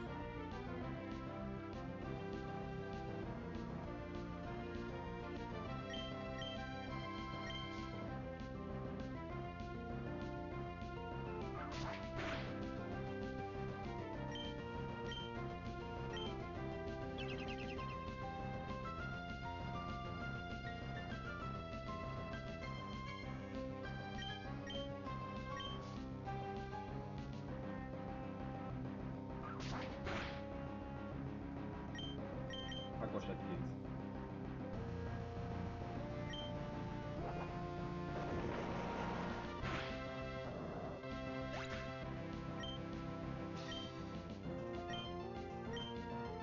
None of them see a kill here.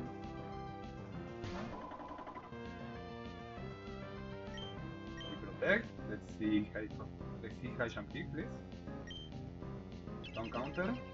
Don't be an ass. For fuck's sake.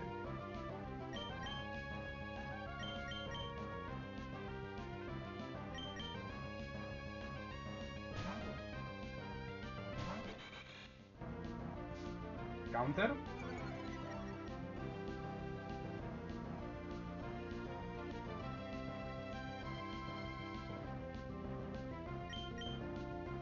Much counter PP as we can.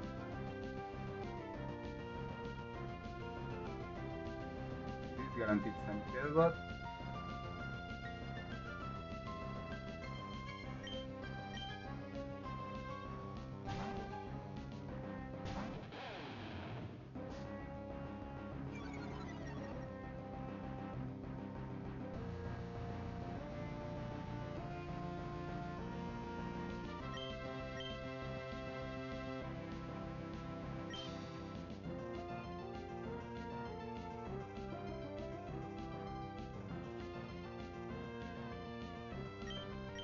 You can get him to -3.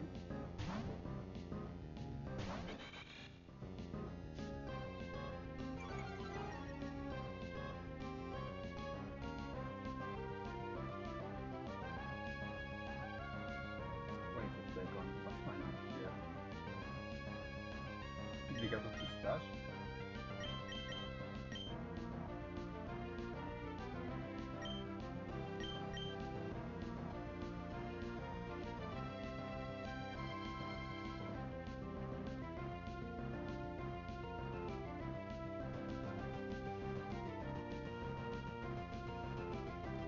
-3 right now.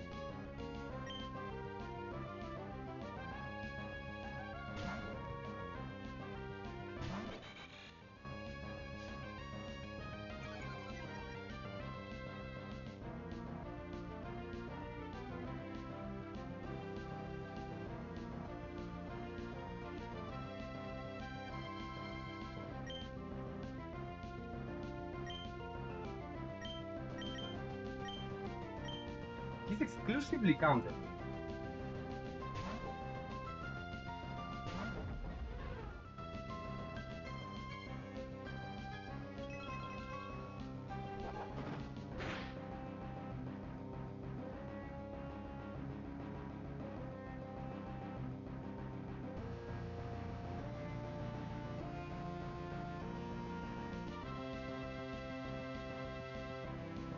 I think he has +8 at counter. Because we only have those moves and he has the active dash.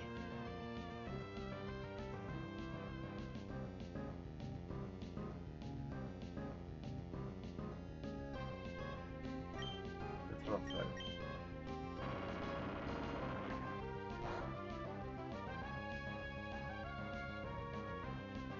Own.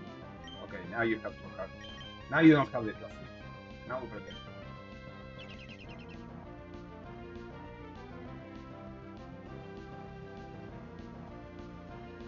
You're gonna keep counting?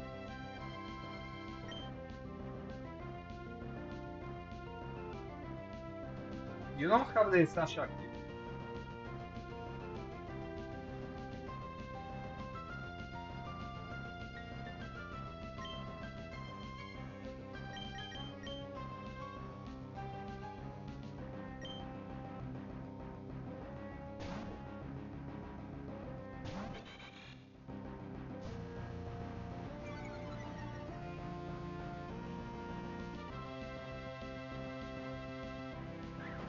There we go.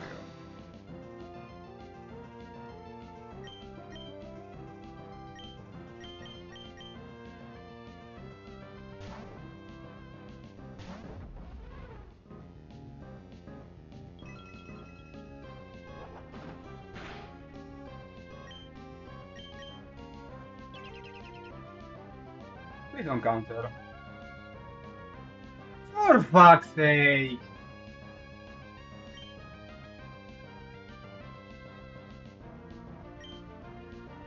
How is this happening?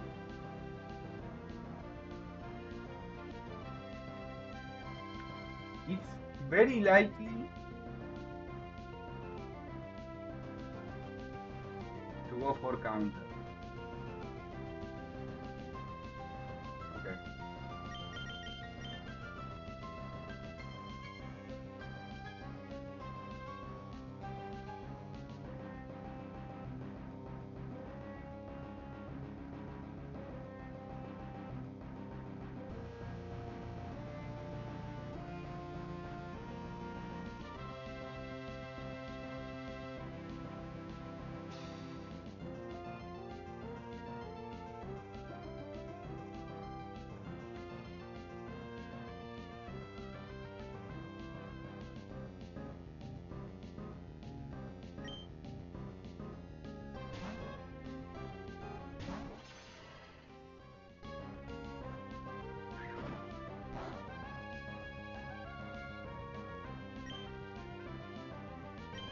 Side shot.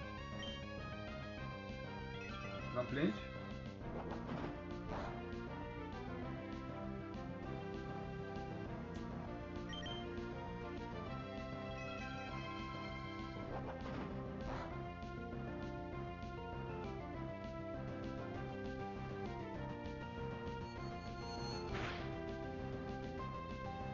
Okay.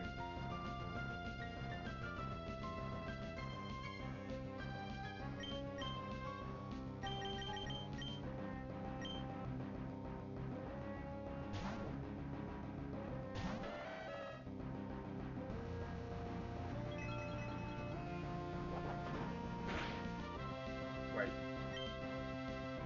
We need to finish him off with Tortilla.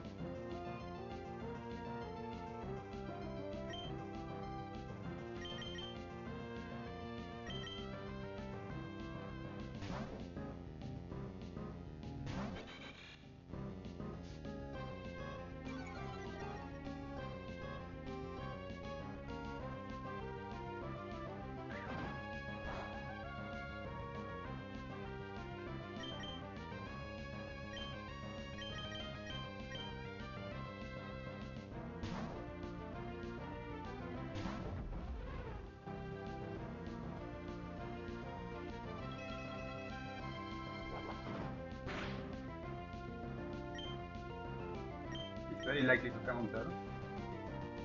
Of course, the one time. Well, okay. The worst part here is that Orbital got crit.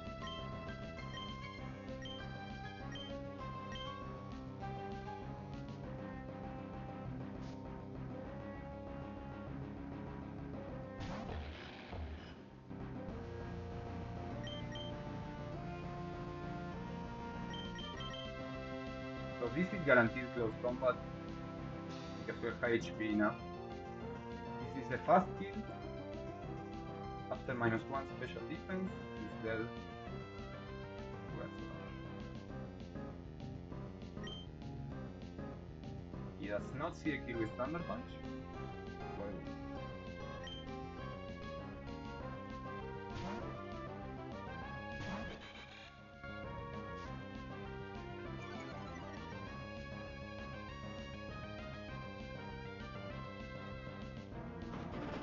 perfect.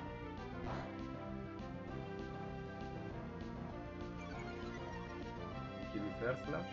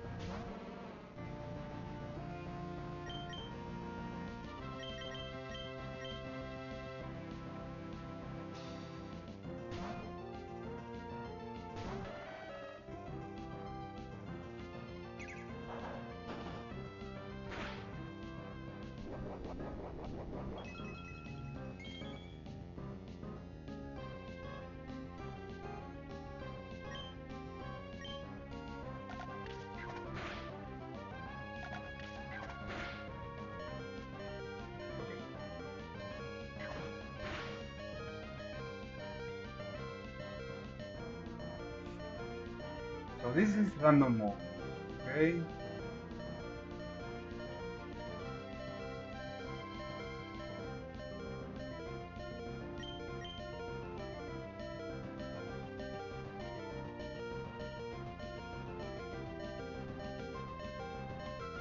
So let's go Janice here.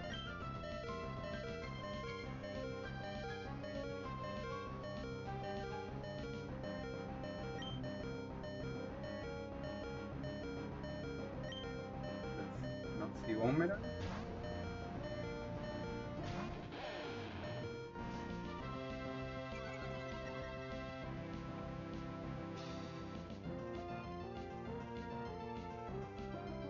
Perfect. That makes things much easier. We can fight for power play.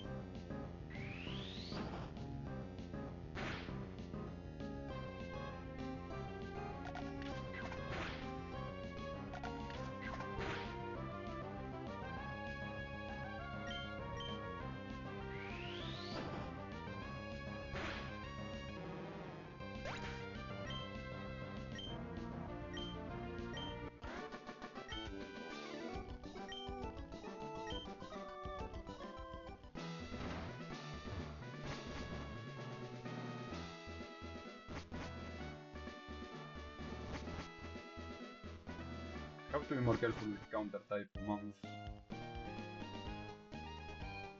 I didn't want to change for power gen though.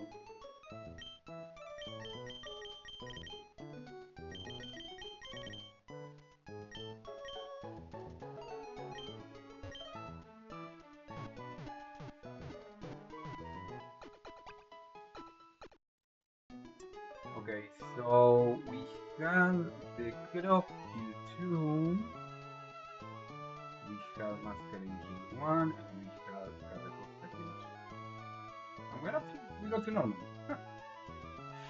We got to normal. We got incredibly, we got to normal. What the fuck? With no that. I don't think that's going to stay.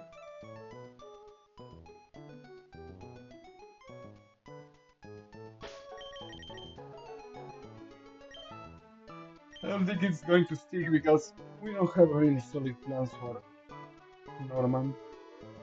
We kind of have to cross our fingers here, I think. Okay, let's first start understand what Relic Zone does.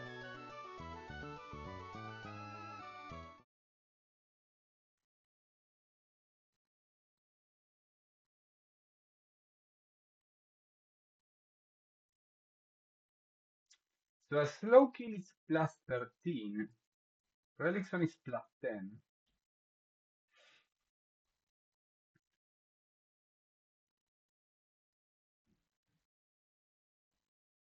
A slow Relic Zone is plus 13, and a fast Relic Zone is a slow kill.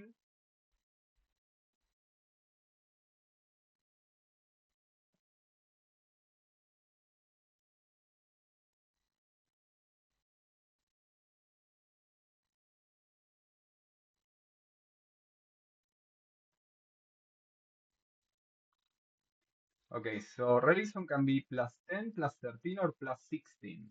I know that because at plus 13 it screwed me over my last attempt.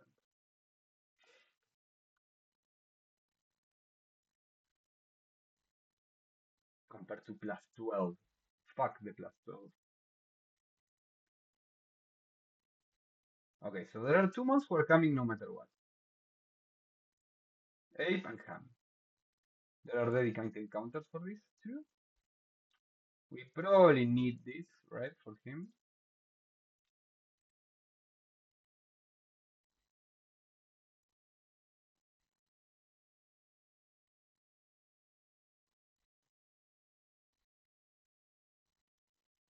Just to slow him down enough. If we do manage to slow him down, so this guy tail slaps, and this guy bullet seeds, or triple axle.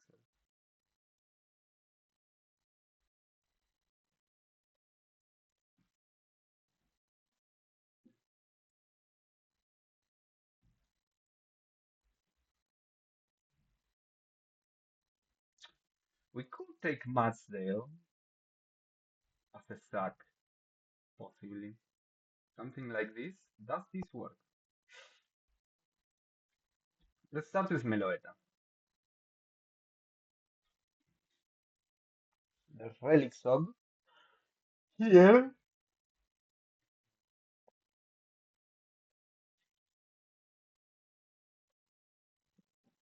Do we wait Pidgeot here? No. Nothing outspeeds, so this guy gets a Sumaril. And it's a Sumaril for exclusively Waterfall, unless we get hit. In which case we might be in trouble. If it's Waterfall, we go here with Miracle Seed. So Cherry, a Miracle Seed Loom. We kind of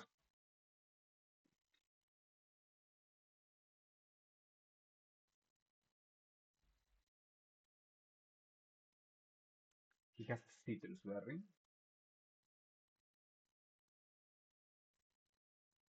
If we give him Miracle Seed,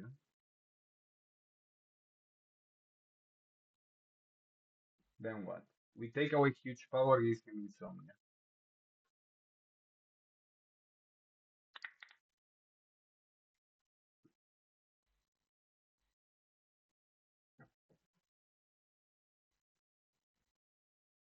If he Aqua Sheds us, we're great.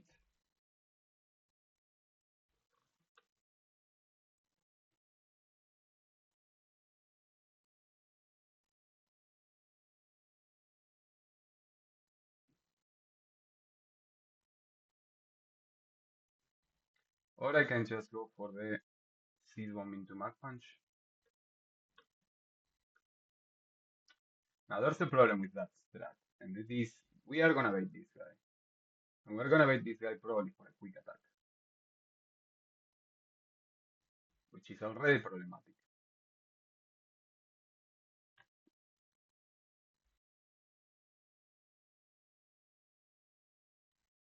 No, it's gonna be random.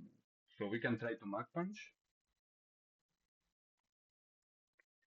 What happens if we outspeed this? We can't. Okay. Not even a consideration. So the basic idea will be to sack Breloom here. Like, I don't see a way to get through this thing. Can anything deal with this thing? Like, it has to be fast.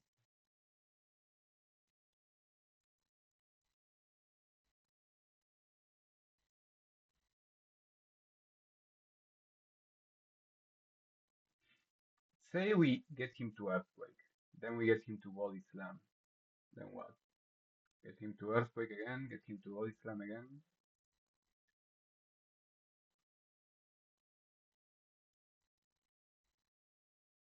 He's -2. We might be able to do it with Tortuga. No, because he then foul plays. So lowering his attack through Intimidates is not super good either. I think the play here is probably just sack Breloom.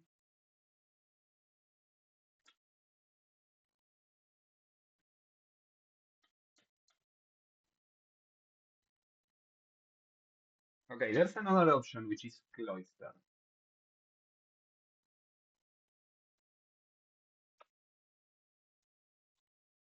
Cloyster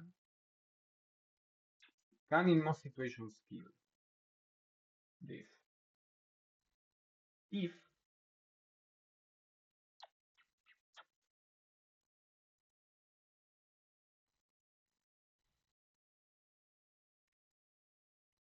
we're not unlucky.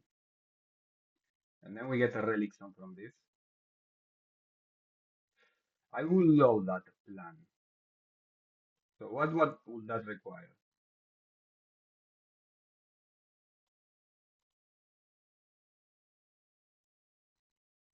So that will be basically risking Cloyster instead of risking Breloom. Because then there are rolls of Body Slam Earthquake. So if we manage to risk Breloom, okay, we can risk Breloom a little bit here by doing War Receiver and then Giga Draining. Waterfall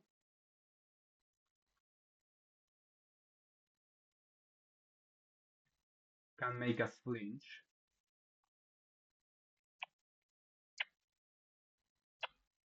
After Waterfall, if we take away huge power and get him nothing,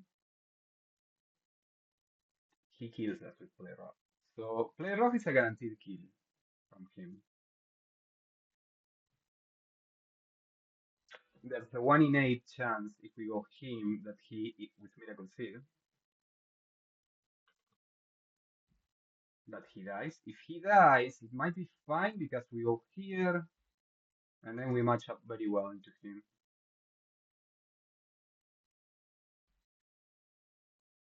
Is the line fine? Do we wait something or do we wait this guy for triple axel? Send him in, wait the tail slap. That might be a play. He waits him for an earthquake. We send him in, we wait the body slam, send him in.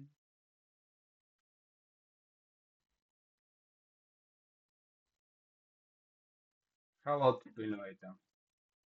We get a Relic Zone. After Relic Zone, Peruet. We wait a void, a close combat. Go here, bait the body slam.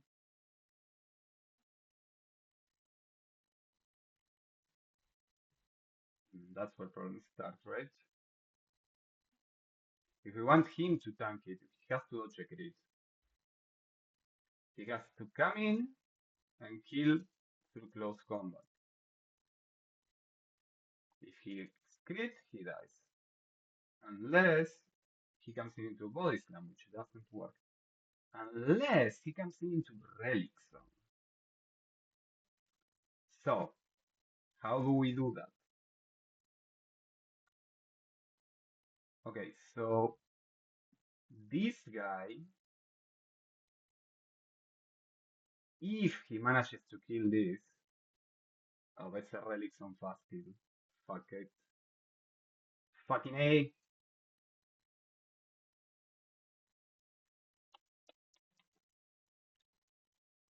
And this guy doesn't wait any kills. Might wait a send head but slow kill, which means he might relic some.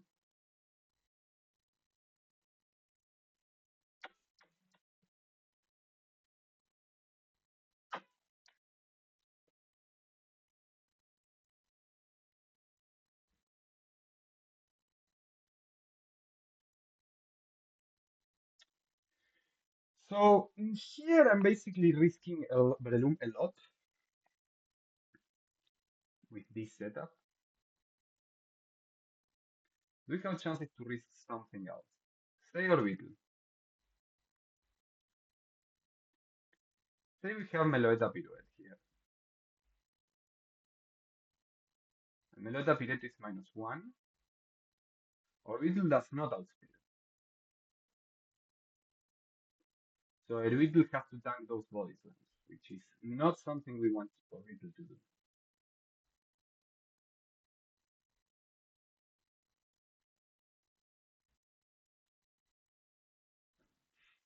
Like, in this team, the problem we have is we have no one who tanks body slams.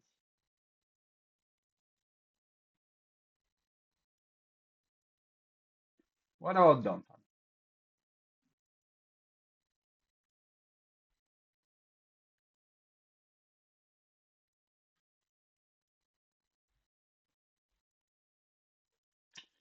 So Donphan baits mostly close combats.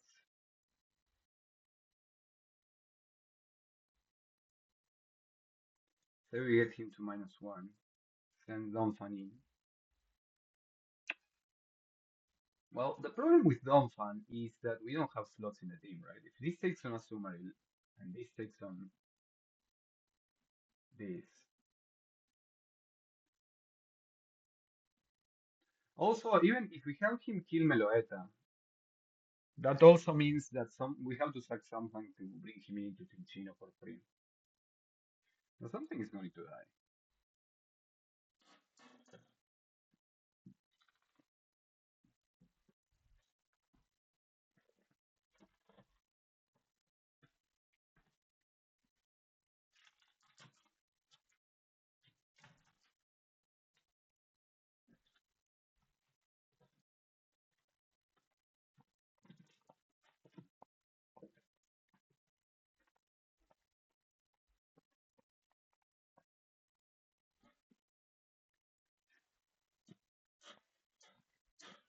Mm.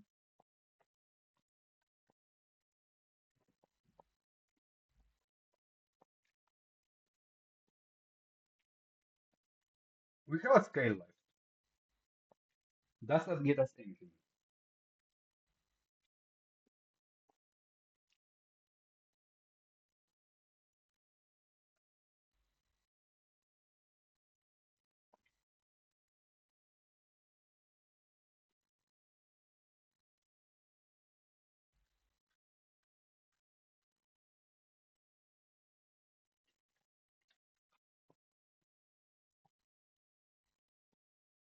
Unfortunately, with this, with what we have here, it's very likely for several members to die. It's like at least two, which will probably be Cloister and Balloon.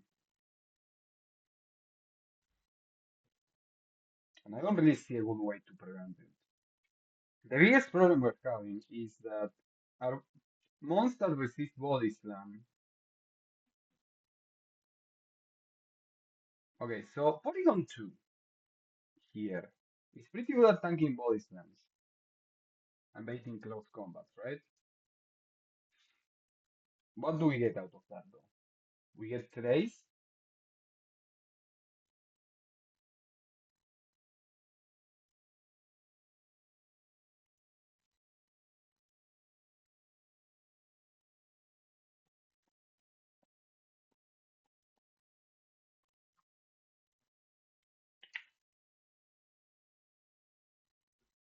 We don't get much out of it. And that's a regular Meloetta. Fighting type Meloetta, yeah, that's Troisium. Of course. I mean, it's a fighting type move, come on. We have a few skips we haven't used. Right now, our three trolls are Meloetta, Diggersby, and well, probably this as well. Grr.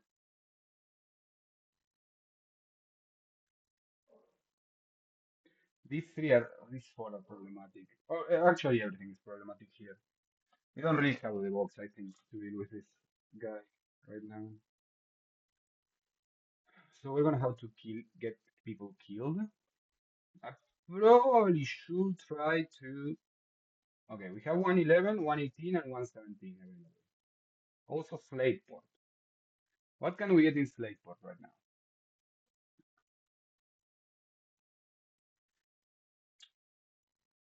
I've been told that Slowbro is fantastic, right?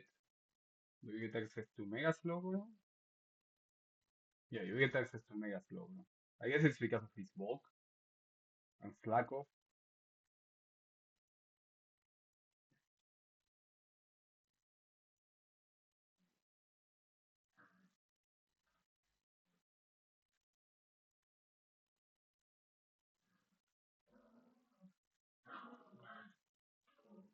So we can get a Horsey, Remoraid, Whistle, or Quillfish. I don't think anything in there helps us.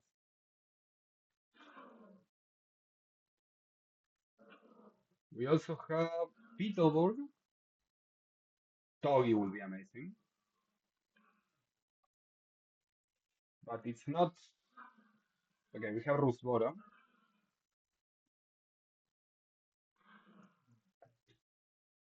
There's nothing in Beetleborg for us. Rasboro, there's Togi and there's Meow. Both of which are probably great, but the chances to get Togi are low. I could boost our chances if we go to 117.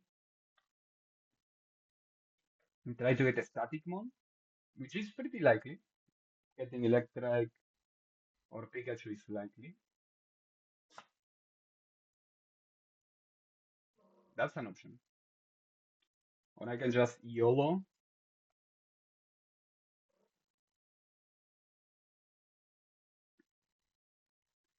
Okay, so we have this Cloyster.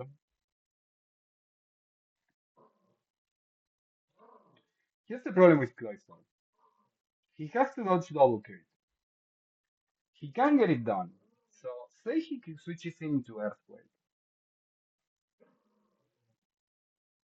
Say he switches into Body Slam. Although ideally Earthquake would be better, right? But it's probably gonna be Body Slam if it's coming from him or Foul Play. Foul Play is great. Body Slam is not that good, but then we have to dodge double two crits. If he dodges two crits, he leaves, kills, and then baits this for a Relic Zone. In which case we can go here.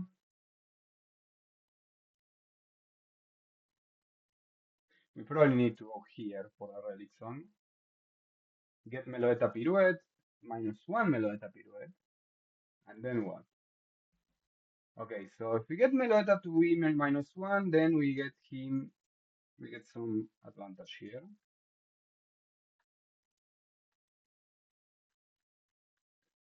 I just don't see a way out of this without getting something killed, to be honest.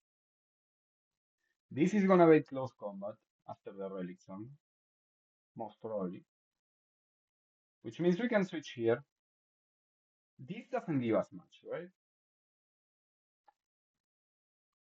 How about instead of this, we go Orbital? We get more mons that we're willing to kill, to get killed.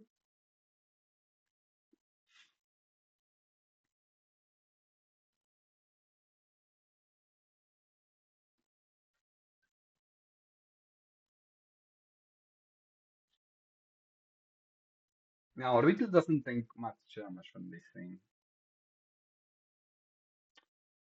Can Orbital come at some point and do something good? No, right? Kind of sucks.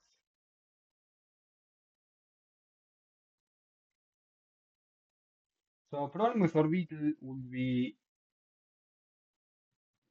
Camelota kind of kills him with body slams. It's like one body slam is enough to kill. Close combat into body slam is enough to kill. And we do not outspeed. If we give the body slam to Eldegoss, then he doesn't have the HP to deal with the speed from this thing.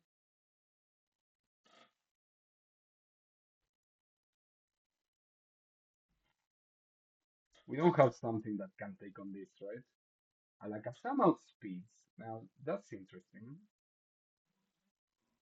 What happens if we get it? Can we manage to get him into a St. Helbert? I don't think that's possible.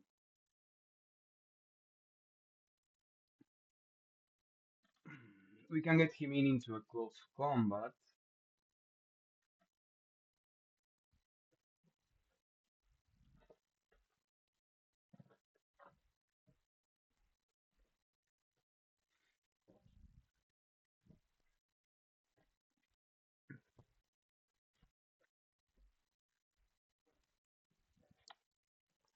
I could risk Alakazam here. To be honest, it's not terrible if I risk Alakazam. He has proven to be useless so far. He probably will be better later on, now that he actually is Alakazam, but he's so fucking frail, right? Once he gets access to Psybeam, he's probably fine. Sorry, Psychic. But that's one option, risking this into close combat. So we tank the Relixon with this, send this guy in for a close combat. And after -1 special defense, -1 defense,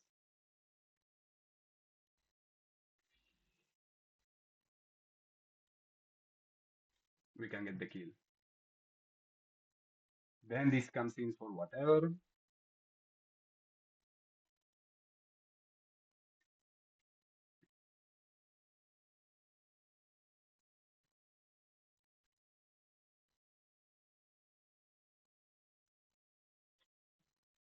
You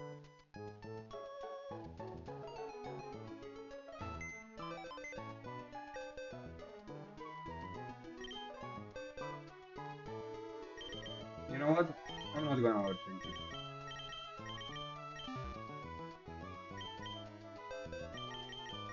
These are the monks we have.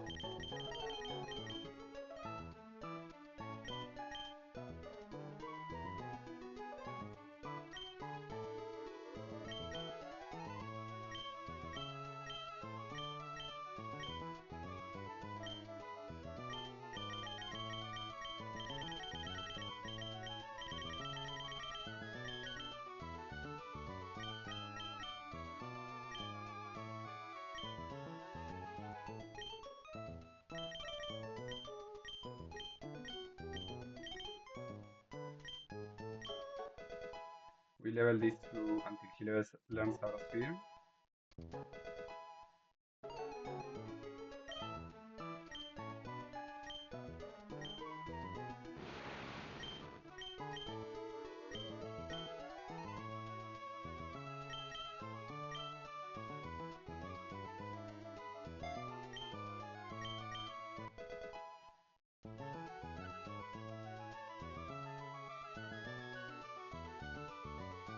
He learns Aura Sphere.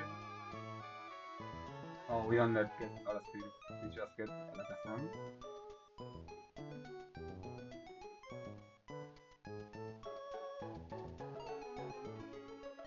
Okay.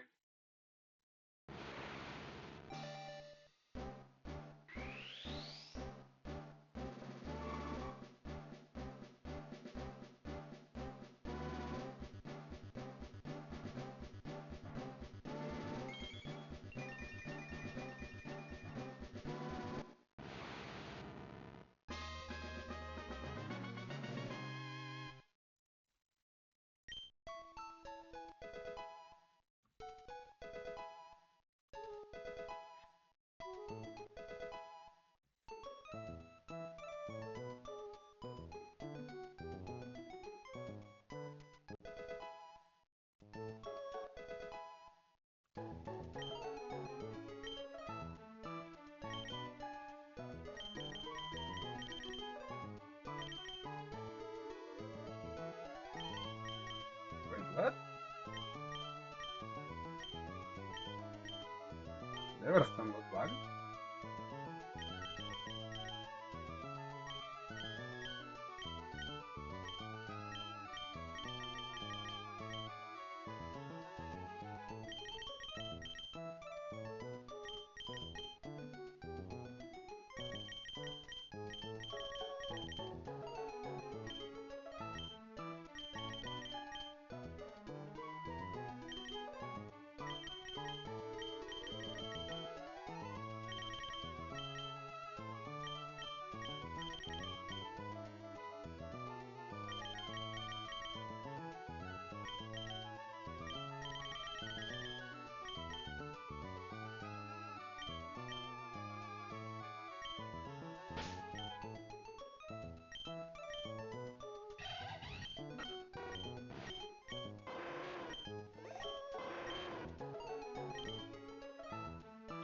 Okay, let's go. Let's not overthink this. Norman is an asshole. If we need to stack things, we have plenty of things to stack.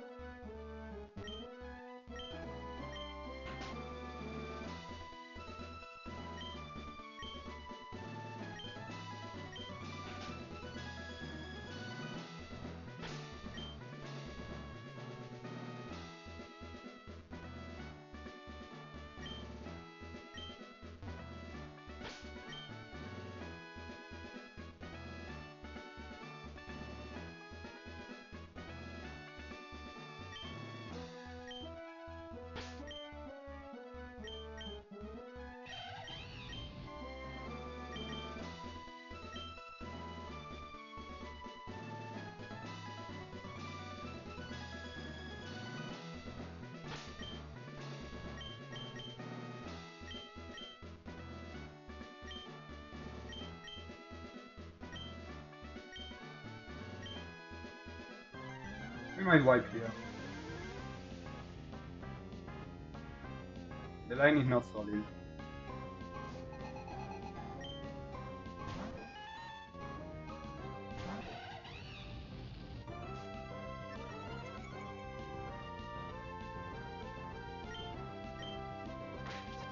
We need him to Thunderwave. If he doesn't Thunderwave, we're in trouble.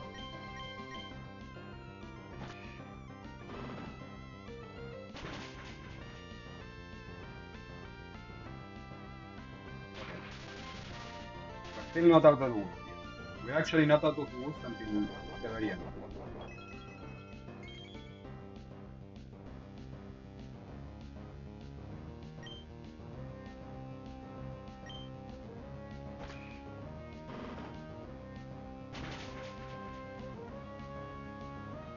That's one done. And we have no more chat. This should be a submarine.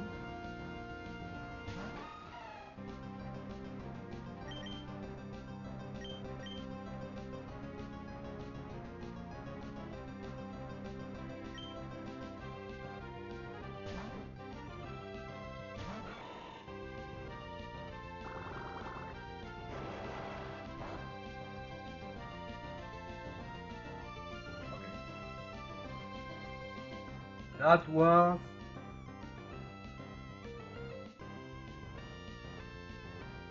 a middle roll, that's fine. Now in here,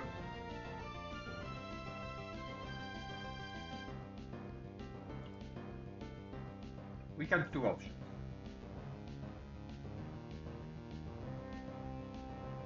We can go for Seed Bomb.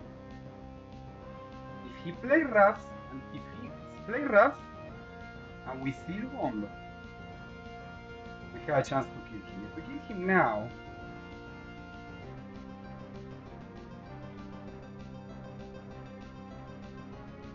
I think we Seed Bomb. We want to wait Body Slam.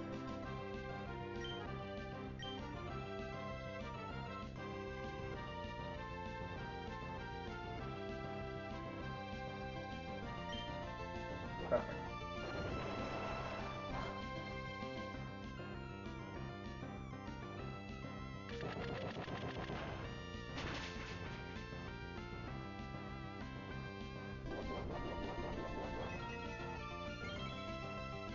This means we recover a little bit of HP.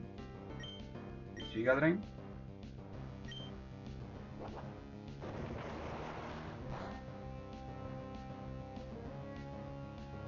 Or maybe not.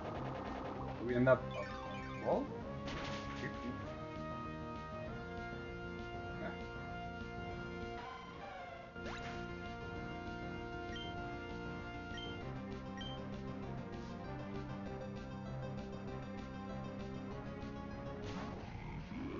Okay, so here we have a choice.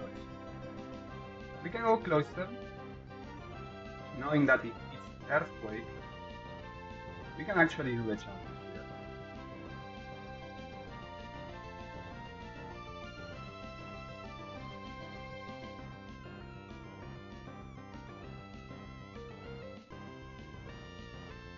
So he is full HP. We are 50. So he is likely to Body Slam, but he could also Foul Play or Earthquake. There's a 20% chance of him Earthquake.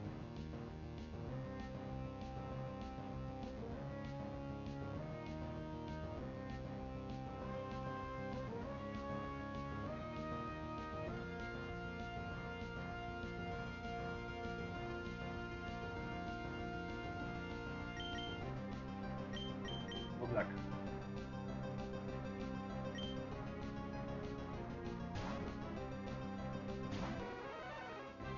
Ideally Foul Play. Low roll.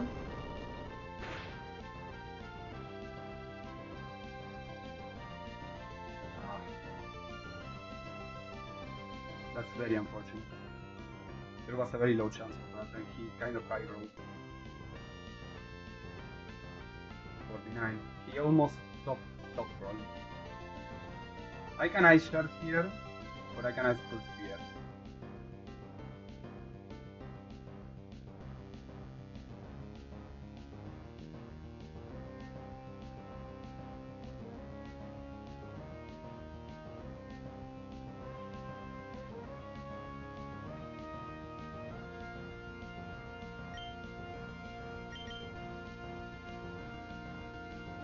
Icicle Spear.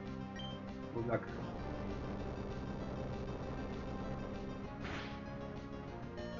Oh! You did it!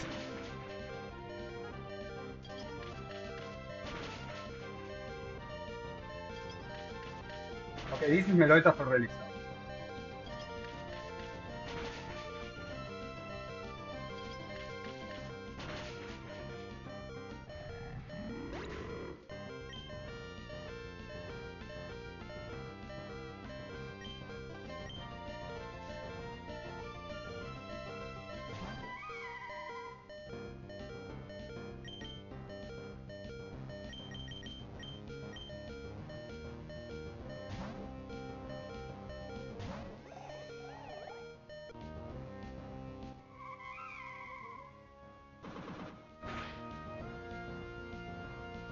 Now Meloetta is Meloetta Pirouette minus 1 speed,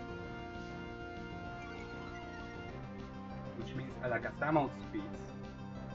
We are waiting only close combat at this HP. Yes. We go Alakazam. Good luck.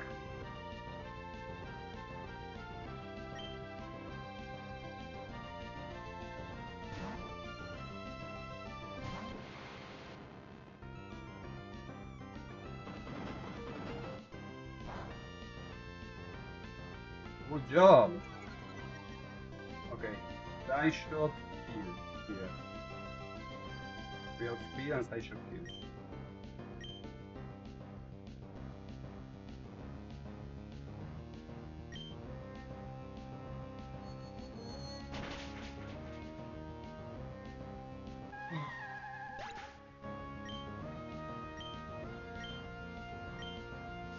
So lucky.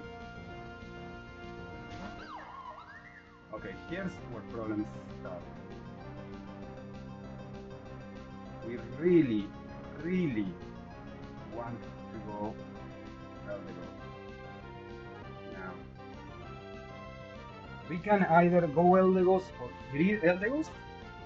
This is 100% random. If we greed Eldegoss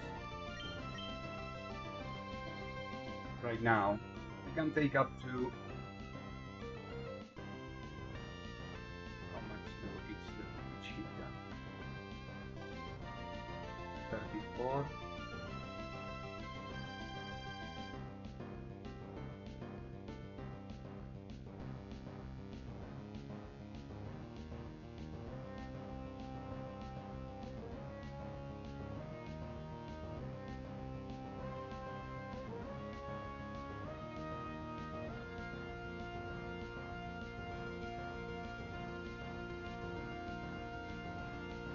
So he can take up to 18.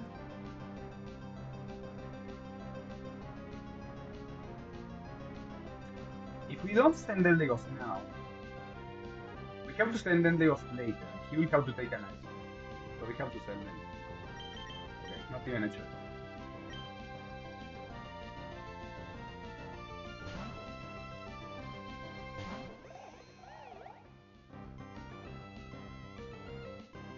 Perfect. Okay, we're getting super lucky. Now Chinchino is -5.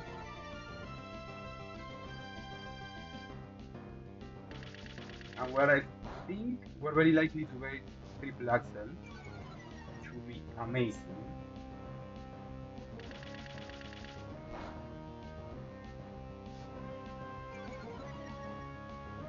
We should trigger the berry now. There we go. We're above Tail Slap range now.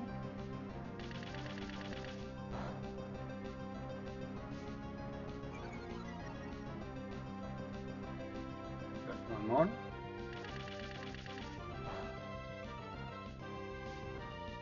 So most rolls of Tail Slap don't kill, which means we can. It's probably triple axel. If it's triple axel, we're in fantastic shape.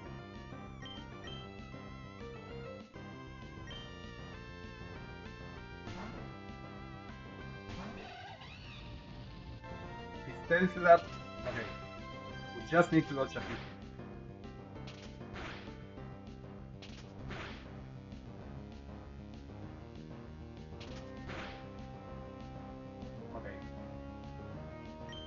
fake out. This might actually be even better, because we might not wait Hurricane.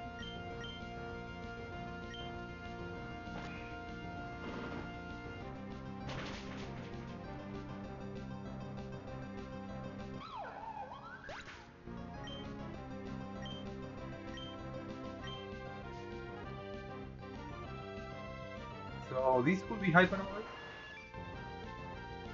or Hurricane.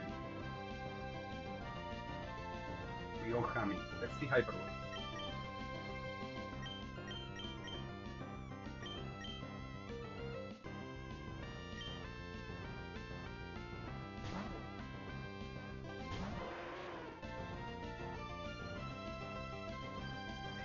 If it does not Hurricane Confusion, I think it's a guaranteed win. Yeah, the clam was insane. It was like a 1 in 4 chance for it to get. So Cloister was 1 in 4 chance to get. Sorry.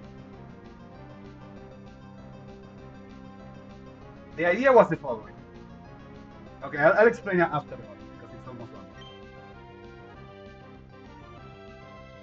Okay, I think the win is guaranteed now. It's just we're just playing to see if Kami wins or not. If Kami leaves or not.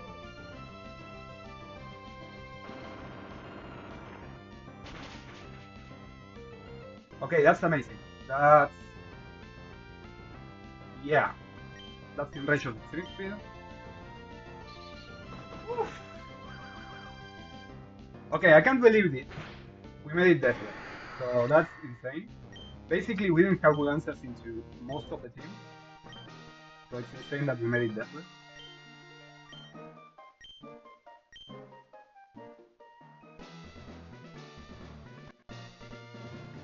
My strategy, since I didn't have good answers into most of the team, was to just bring a bunch of mons that I don't really use too much and cross my fingers. And we kind of got super lucky, especially with the Clamper. But we got lucky all throughout. So we didn't have good answers into Azumarill, into Diggersby, into Meloetta, or into Chinchilla. Which means we kind of had to roll the dice on everything. And there was a lot of risk involved in this fight. I tried to figure out if there was a way to kind of polish up a few of those things, but there really wasn't.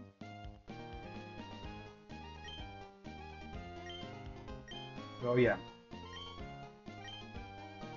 So the ape was up against Porygon, and he could heal after 2 Sky Uppercuts, but we needed to wait Thunderbolt, which was 90%.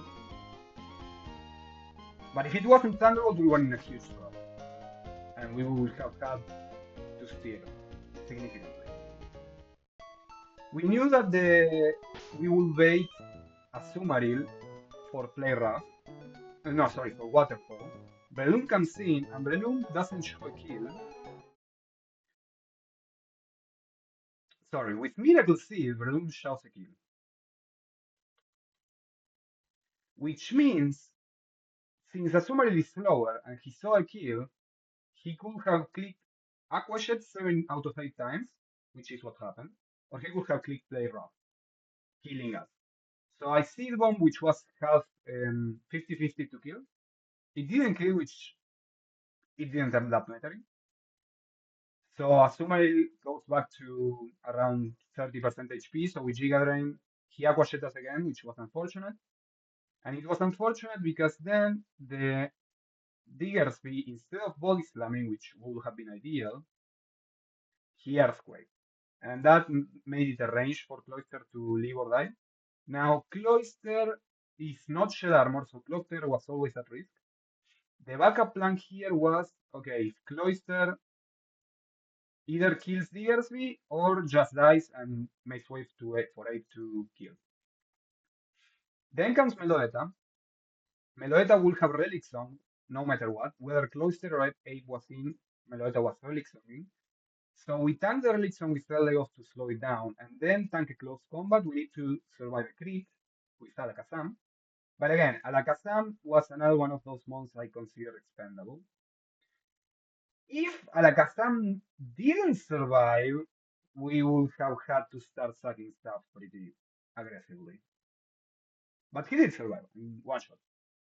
He has white glasses, and after one close combat defense drop, that made it so that Sasho killed. Then Chinchino comes in. So the plan with Chinchino was always to slow him down with Eldegoss and kill with Ape. Now, depending on how the situation was, some sacks were required here, depending on the HP of Eldegoss and the Ape. But luckily, so since Alakazam was alive, it was like, okay, now what do I do? If I sack something, I still have to send Eldegoss in. So I rather just send Eldegoss in.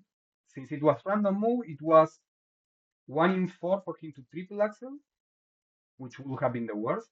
He votes in, which ended up being the best.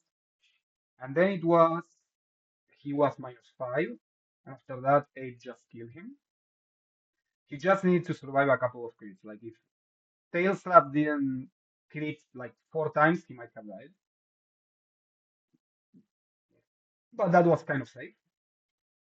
And then Mega Pidgeot, Hami was super consistent into Mega Pidgeot. But the biggest problem we had were everything in the middle. Ah, everything really. It's like we didn't have a safe answer to anything other than Pidgeot. And even Pidgeot was not completely safe. We were risking crits, we were risking confusion on RNG. We had a Persian Berry, but we were still risking confusion. Double confusion, specifically.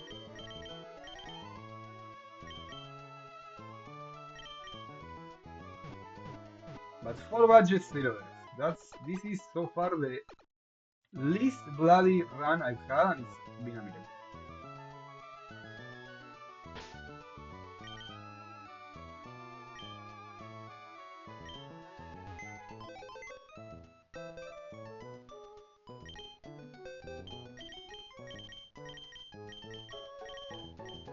To be honest, we have a bunch of delays.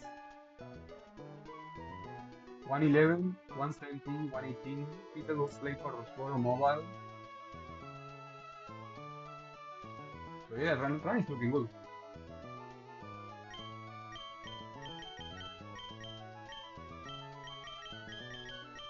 We have a bunch of shitty Pokemon here, which we do not use because they are kind of useless.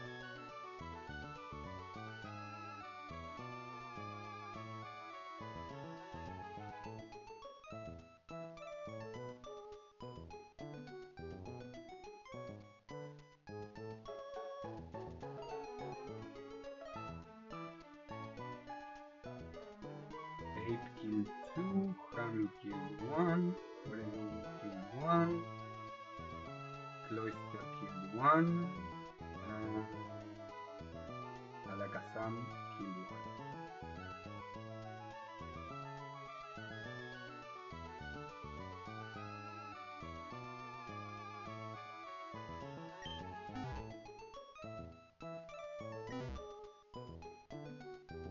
Now we go back to Watson split.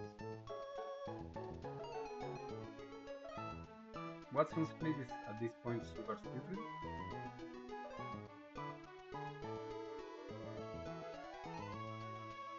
The box is fully online by this point in time, so no real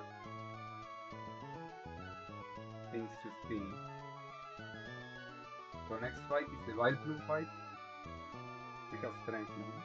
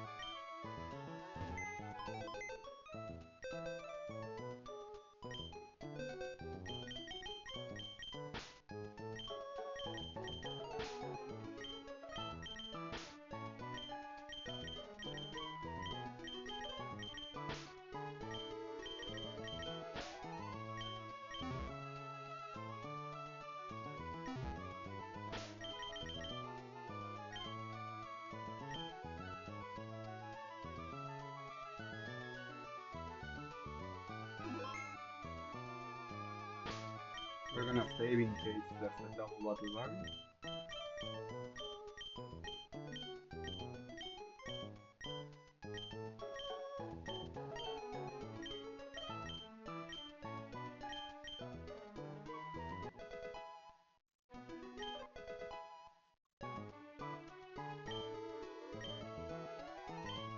I don't think we want crunch on it. Flamethrower, fire fan, you everything's here.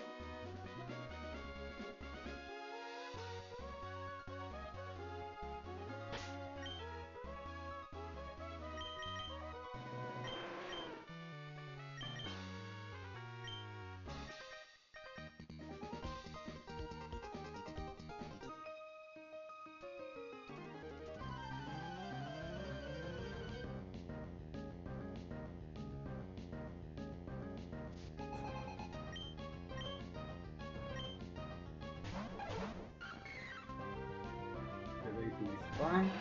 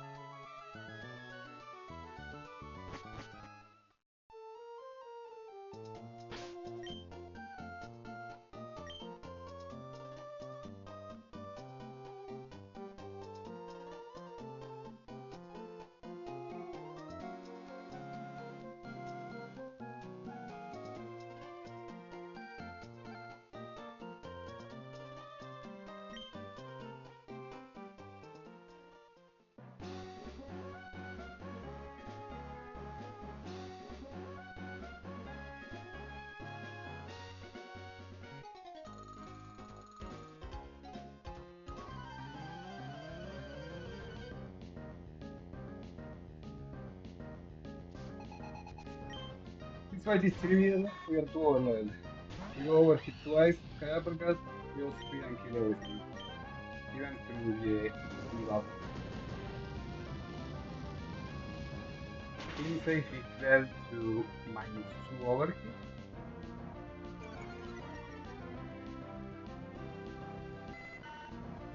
And Stankle and Intimidate still dealt to Skywalker.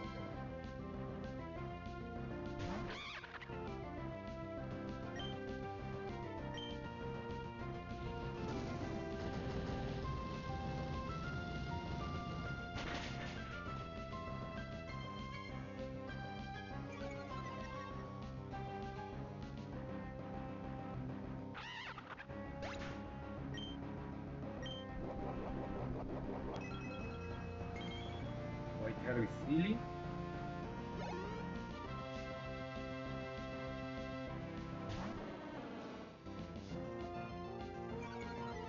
Still dealt to Skywalker.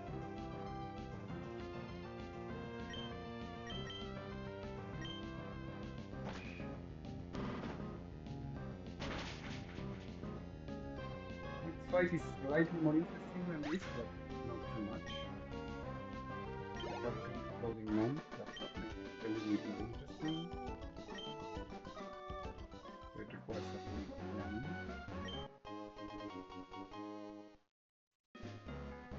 The Vito is the real issue.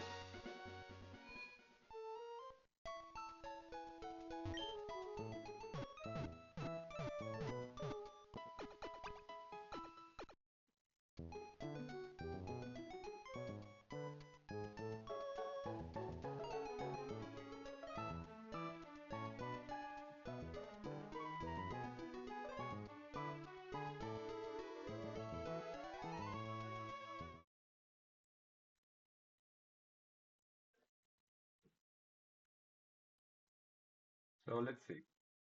This guy is easy.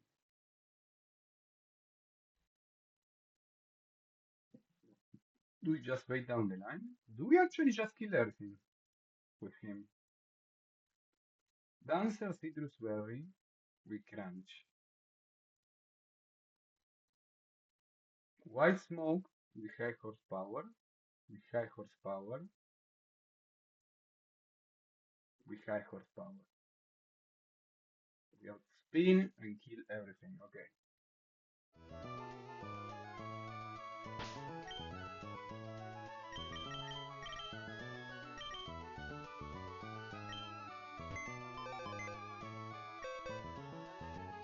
We have a very few good.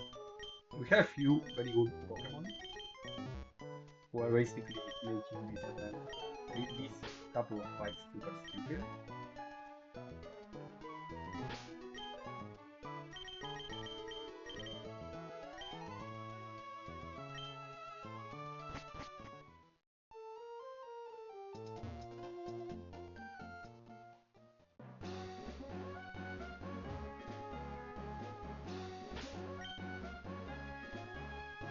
Speed and kill everything.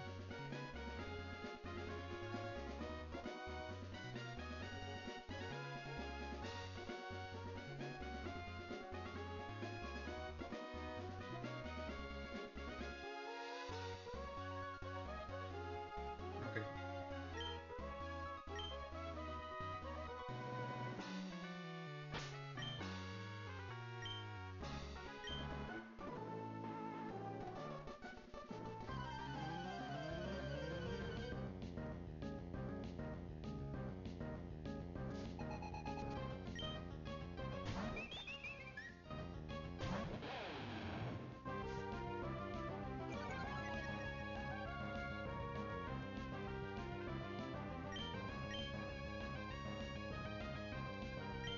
Crunch.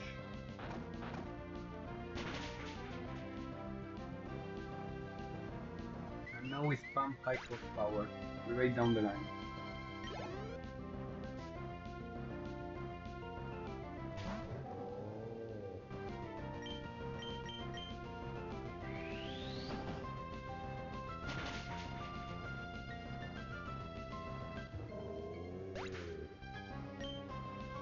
Yeah.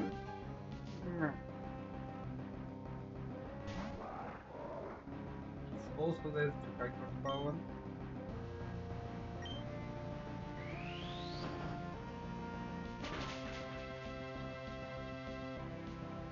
And guess what? The next guy is also dead to high horsepower. They can also not explode because they're dead.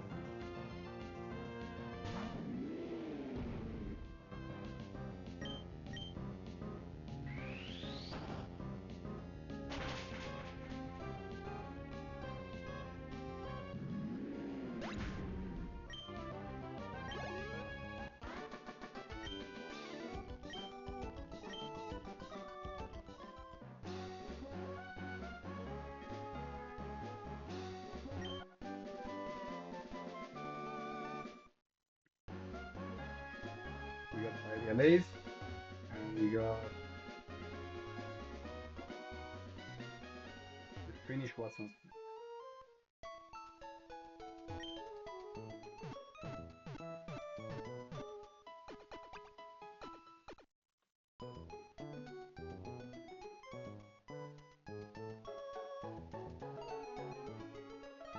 That's it. We got to the Beatles.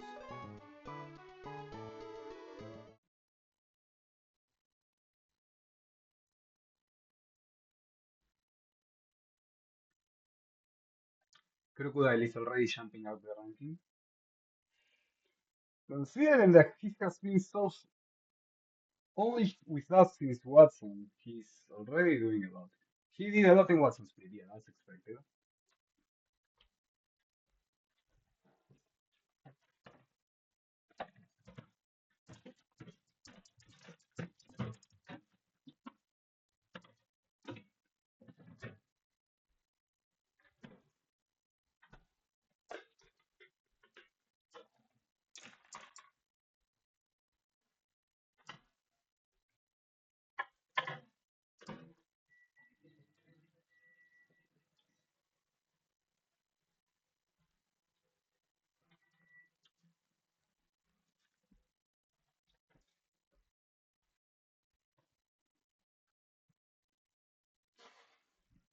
Obviously, the ape is going insane.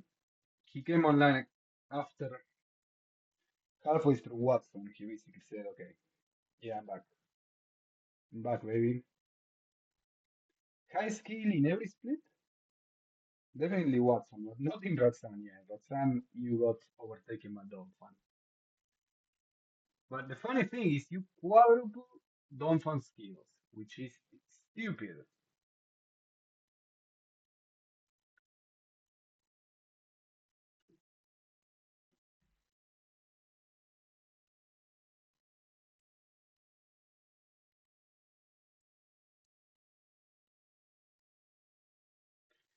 On the bot, so farther down, Breloom is super useful, even though he doesn't scale that well. Crocodile is amazing. Eldegoss Masquerade are amazing.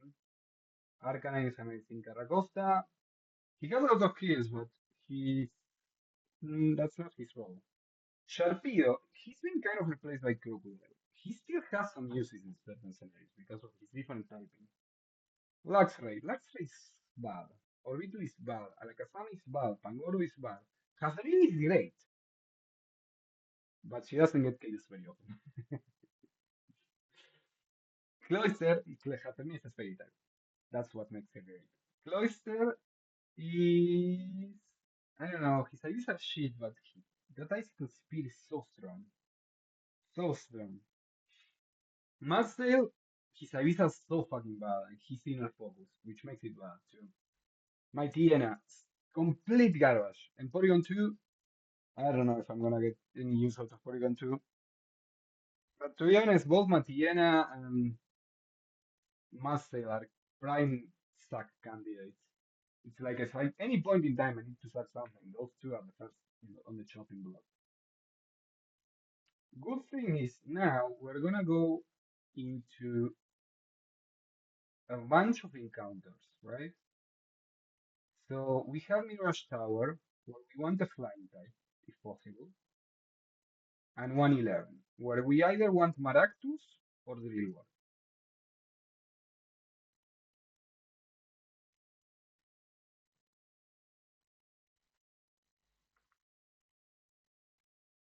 So in 111 we have very likely Vibrava, which is fine, I guess. A dragon type is okay. Donphan is a dupe. Onyx and Steelix. So it's not straight up Steelix. We have to wait for that. But Onyx will be fine, maybe. It's like getting either a defensive or offensive metal type would be good. We need specifically a defensive one. Dweebo would probably be the worst thing on the. Yeah, probably Dweebo is the worst thing we can find. Krokorok is a dupe. Excadrill is amazing.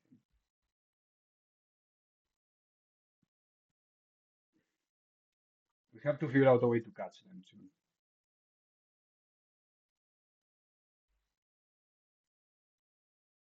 Maybe grass types? Probably grass types do well here. We can have things like Arita Trap and such, so we have to be careful.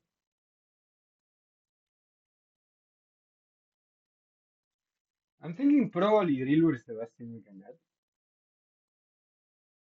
In which case, Vibrava and Drillbur are the most likely. Then there's Boldor, which is kind of ass. I've had Gigalith. He's super bulky.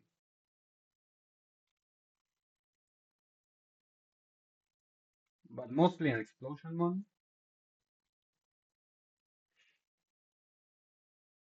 Maractus, I had Maractus and I've lost Maractus.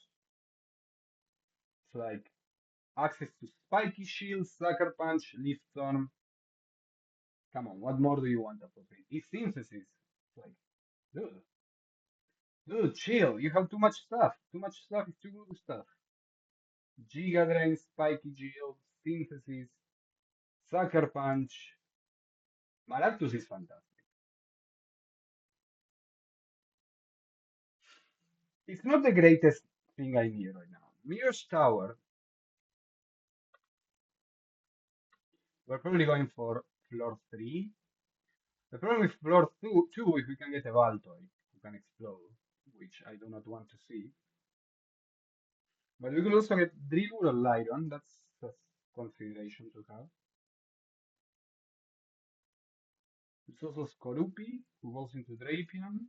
Battle Armor, that's good, I guess. And Leech Life, that's good. Although you're not a.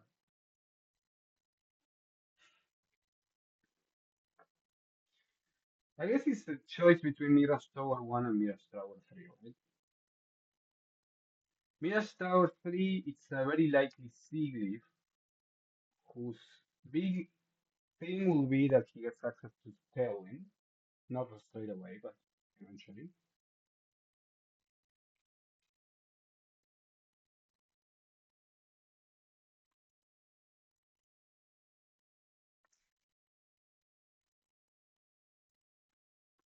So Seaglyph, Claydol.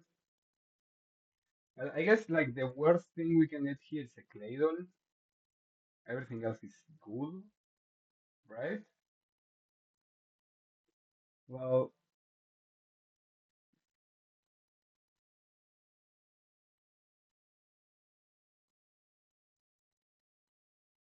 there are two bad picks. One is Claydol, the other one is Shelmet. Everything else is good, right? Even Gliscor. Galvantula and Skorupi are not great. The big winners are Zubat, Golbat, Noibat. I guess Seaglyph is still good. We don't need floor 4. We have plenty. We have a Hatterene. We're not looking for a Psychic type. We're not looking for a Dark type. Floor 2, same story. We're not looking for a Psychic or I don't know.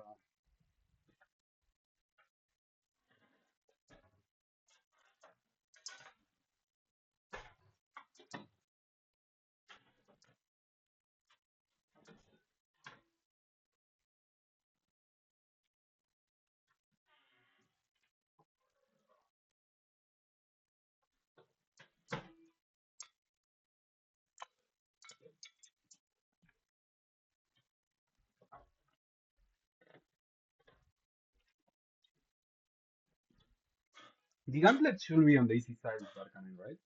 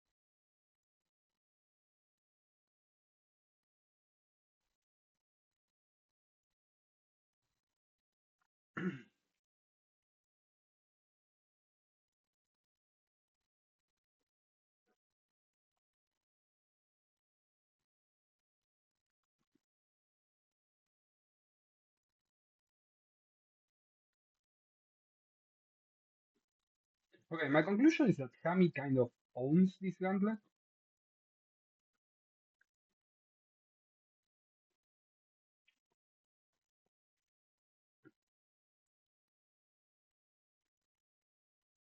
The only real problem then becomes these two, which becomes more of a problem of it's Mage-Arm with inner focus. Right, so he's almost guaranteed to high jump kick here. After -1,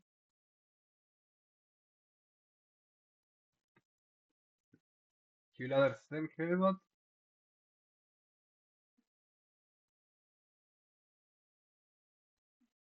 he can make a Mega,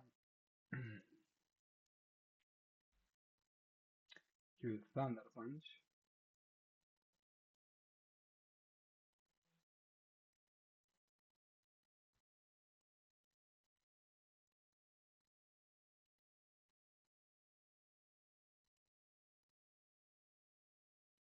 We can PP stall him out of high jump kicks, right?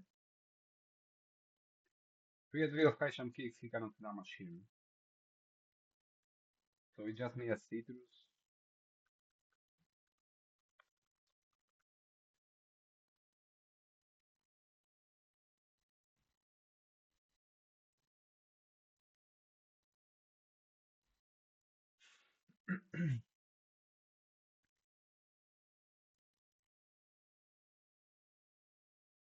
And then this guy.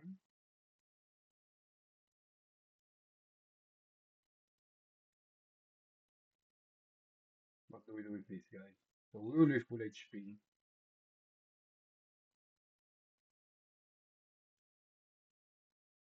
And we outspeed. And so we will be full HP and outspeed. We can just stay in and kill with Brick Break.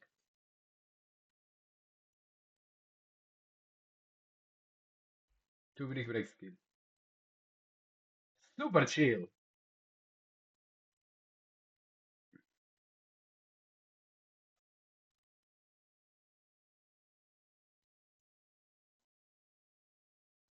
Okay, wait. Wait a second. Wait a second.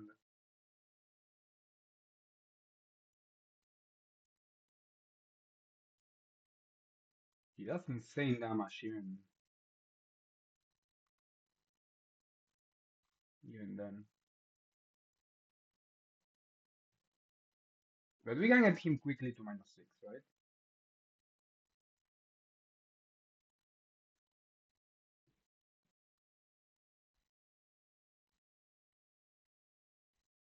Ugh, he takes a lot of damage anyway. So what we don't want to see is a fatal, right? Regular Medicham will be faster than, will be slower, but he will see a slow kill, right? With high jump kick. He cannot fake out. Oh, he doesn't have pure power. Okay, so it depends on our HP where he fakes out or not.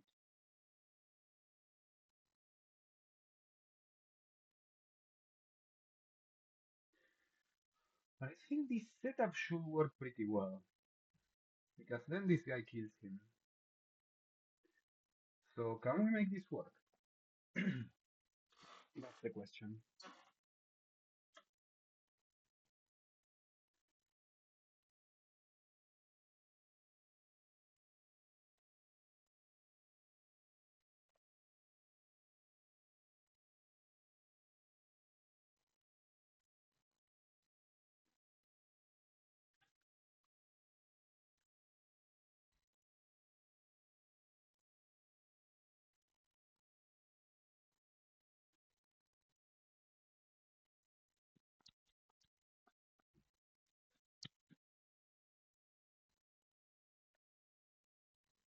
Him not hitting my water is fine. We can just wait.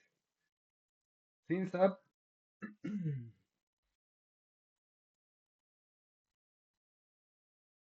We only need him for this and for this, right? Now, here's the problem. This guy is the problem, right? Because we not only wait flamethrower, we also wait Dragon Claw, and he cannot tank a Dragon Claw.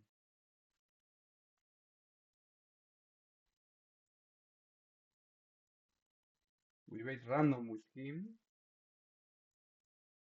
and we wait guaranteed flamethrower with him. Question is who tanks it.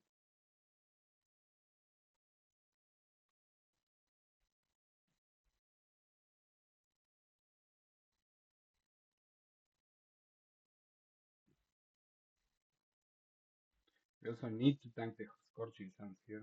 Is there a level where we wait what we want? No. And the higher up we go, the worse it gets.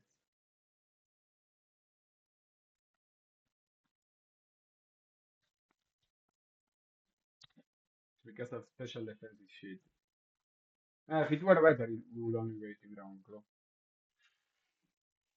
So right now the part that is not completely working is this Sharpedo. We need Eldegoss. Is there someone who can come into Ground Claw and Flamethrower?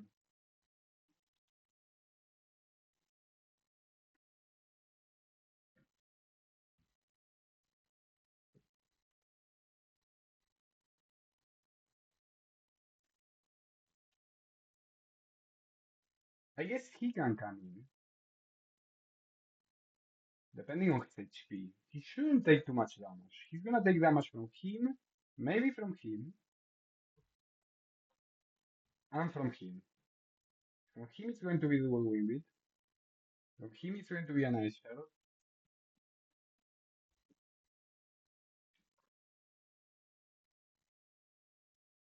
So after one Hammy, one of these, we go here, then here, then here.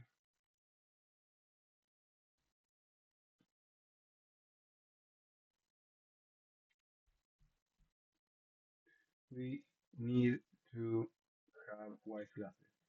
So we need to be poison with the shark.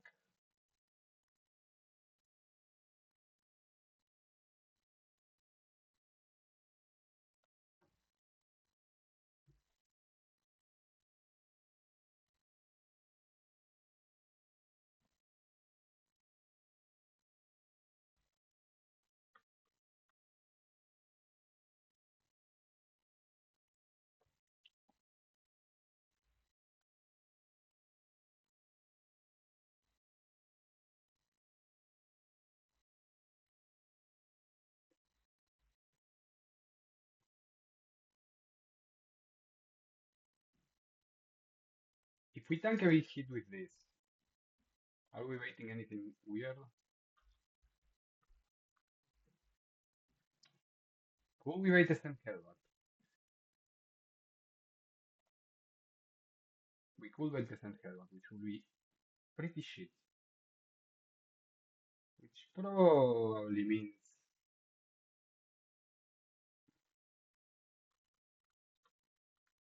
depending on what situation we're in, we might want to go in with him instead.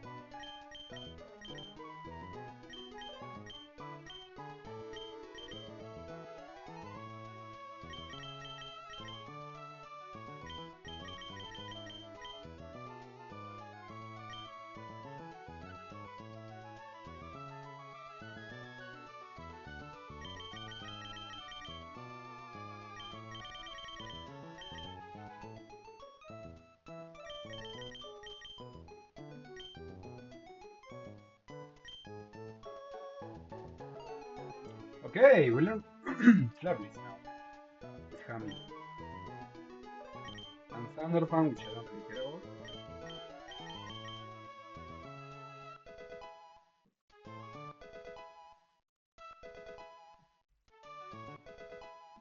Oh, this is regular alchemy. Hisuan learns it. Oh, level 64. Okay, we don't learn anything. Appeal.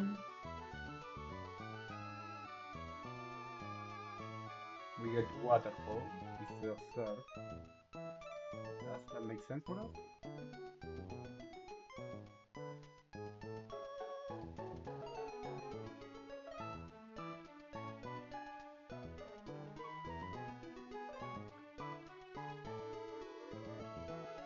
That's much less damage to Snow.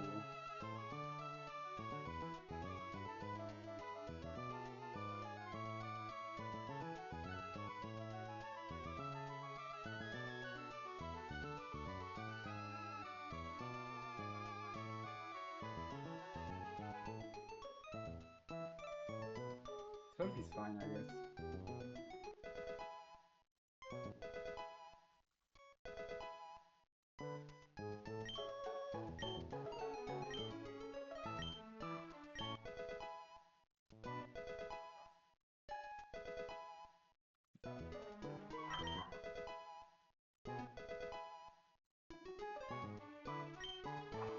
No, thank you.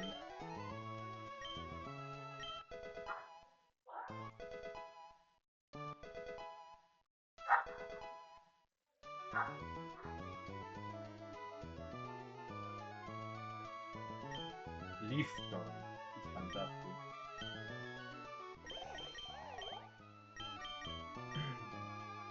I guess we get rid of energy balls.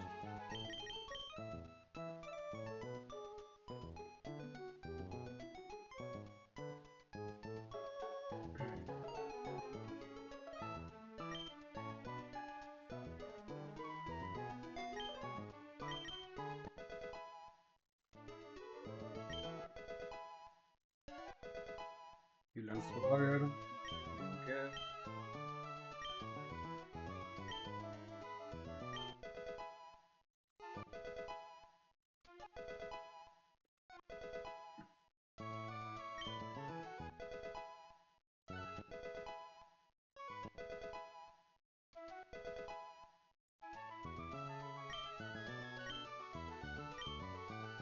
I guess we learn Hurricane instead of Scald. We don't really want Scald.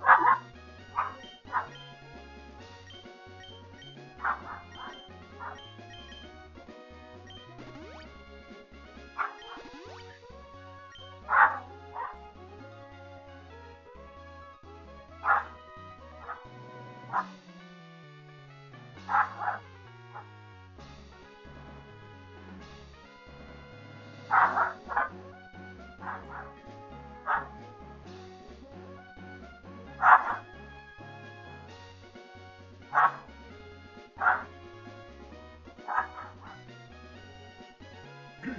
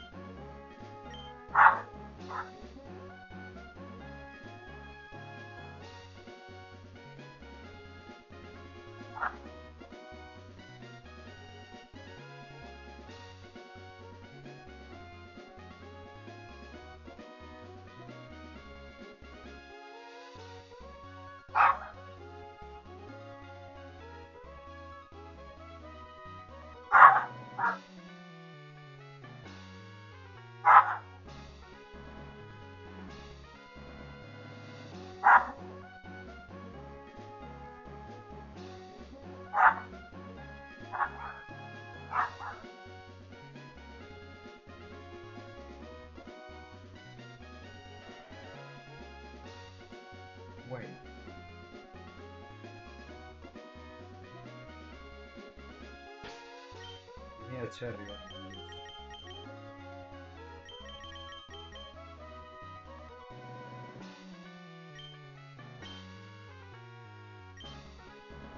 Or we can prevent.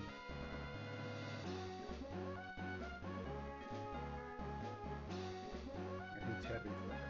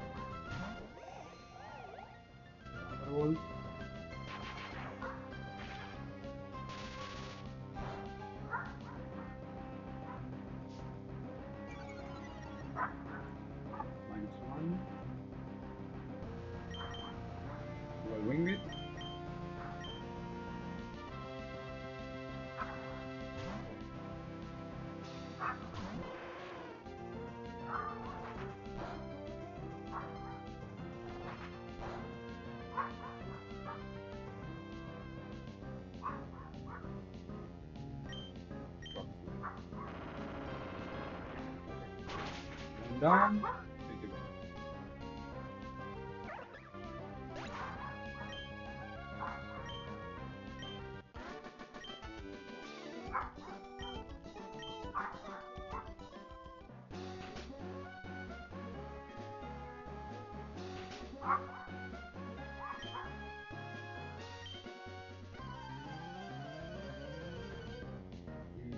Firefang. He's gonna headshot.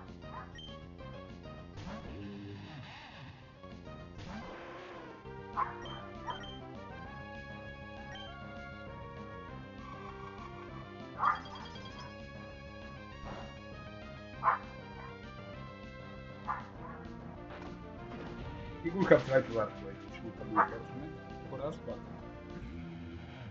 let's not get greedy. This should be toxic though. That's not bad for you.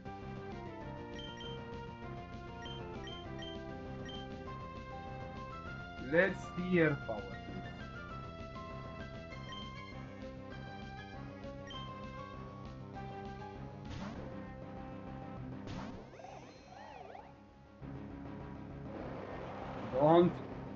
Don't acquit the sphere up.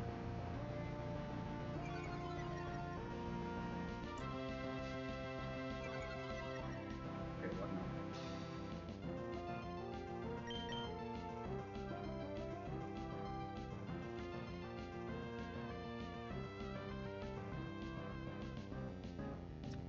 No heavy no shots. Or toxic. I can't let Kami get toxic. Or that. I cannot switch to Sharpie.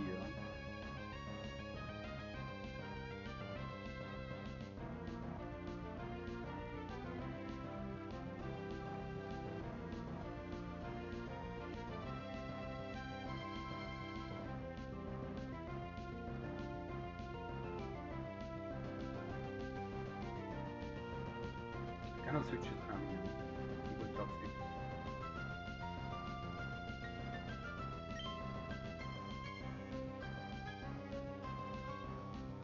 We have a Seraph Blade here. Cannot switch to Sharpie.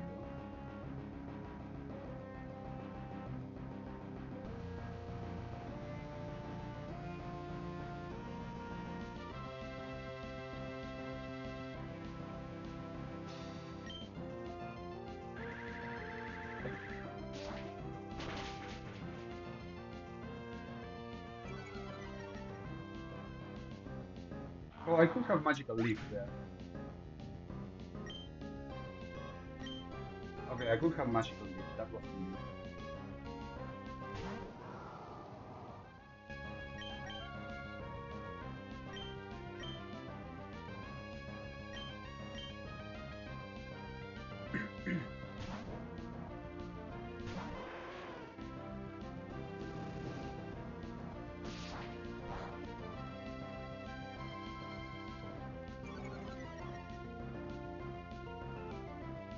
Rockslide kills.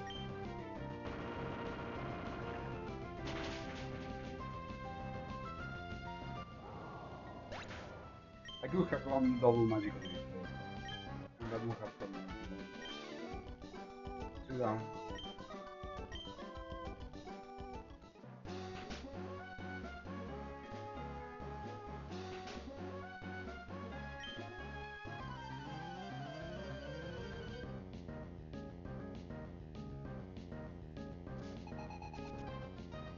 Okay, let's see Stamp Skull.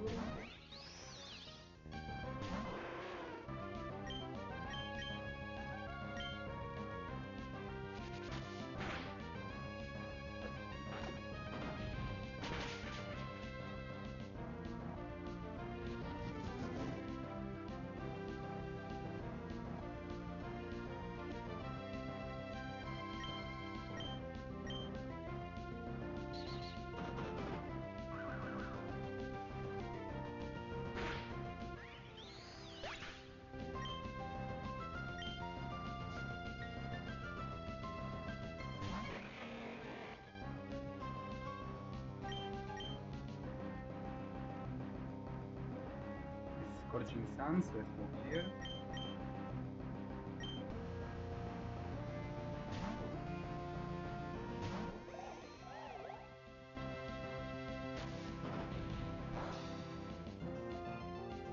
It's -1. That's annoying.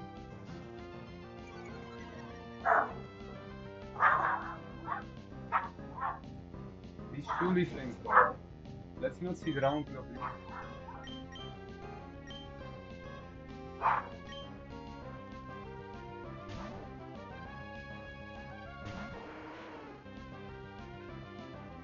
Thank you.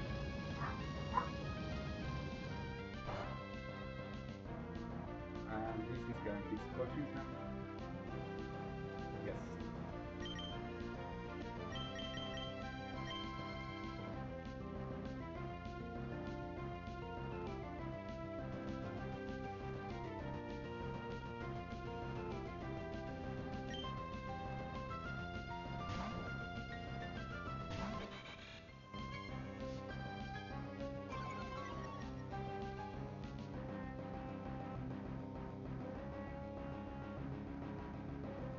This is guaranteed Flamethrower.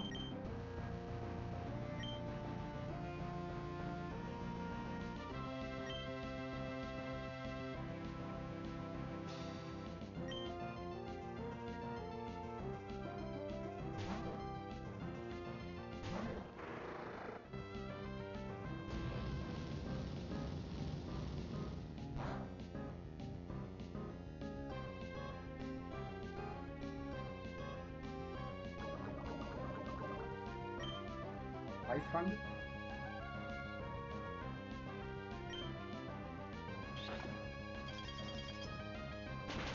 Okay.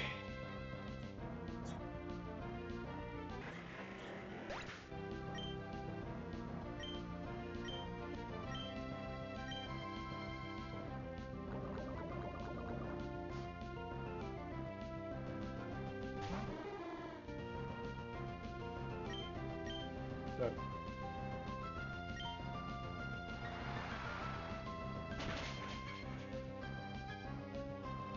Three down.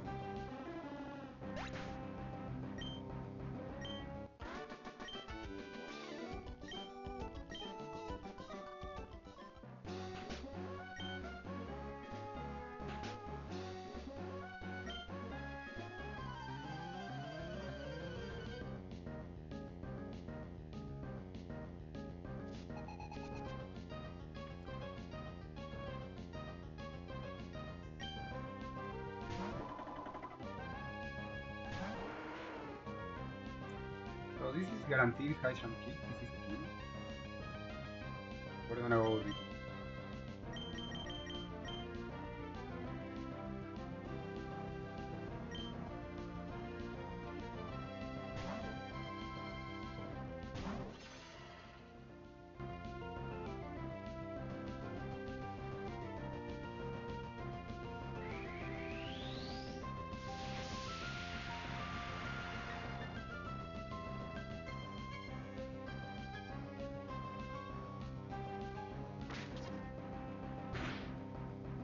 Fake out. Okay. Fine. This is guaranteed Thunder Punch.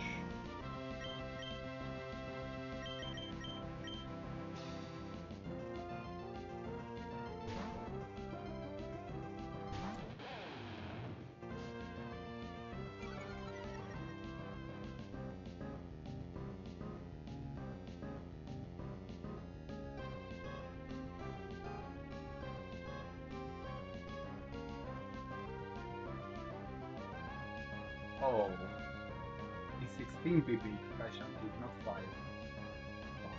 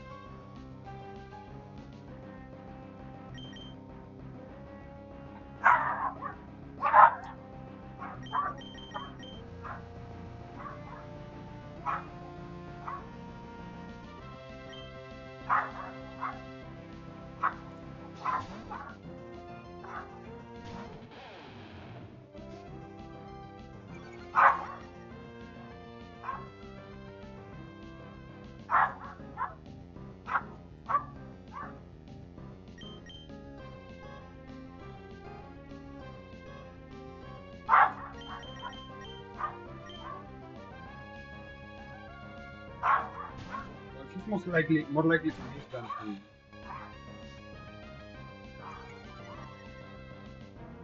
Than to hit.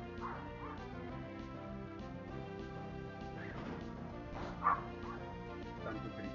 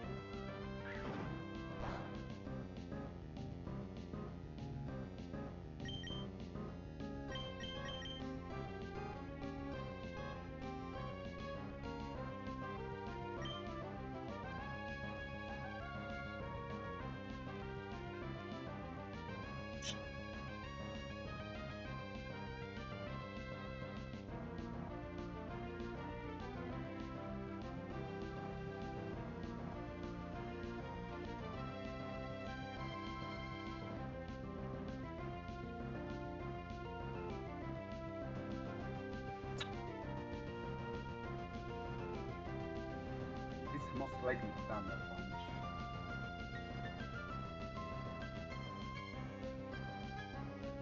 I think we can risk. It's actually not a huge risk. Let's go here.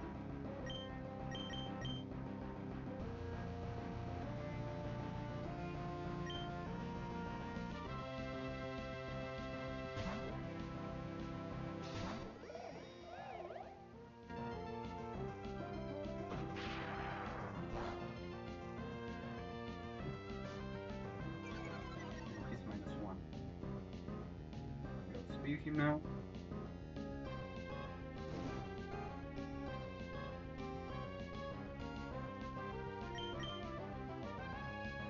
Nice special kick.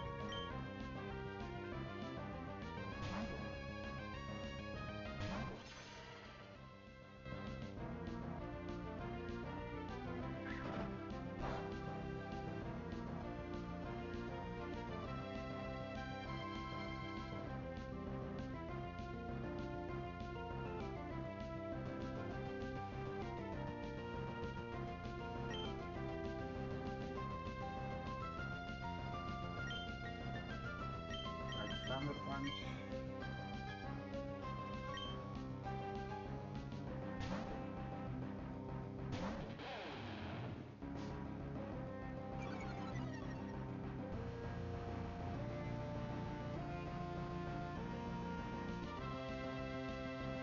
Now we're waiting for Hasham Kick to miss.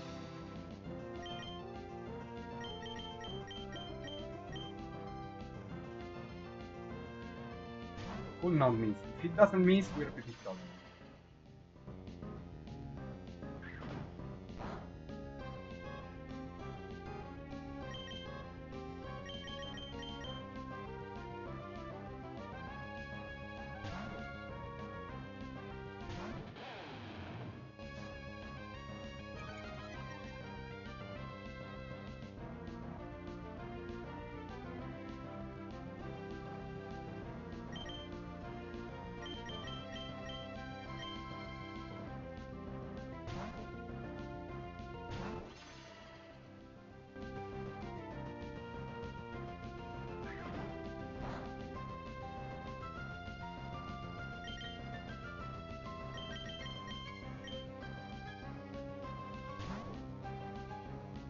Just 10 more Hasham Kicks. If he misses one, we win.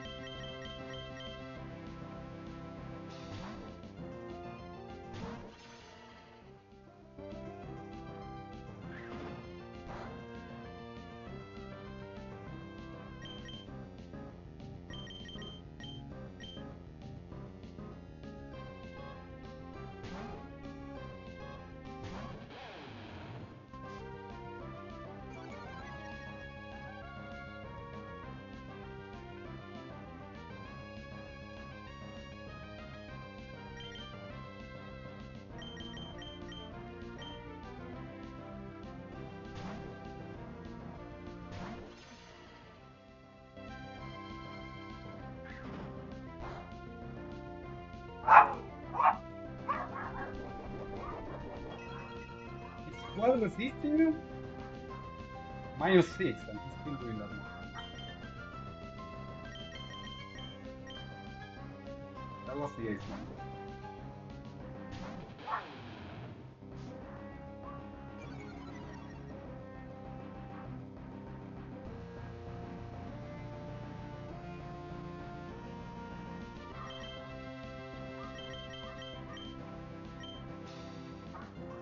That's 9.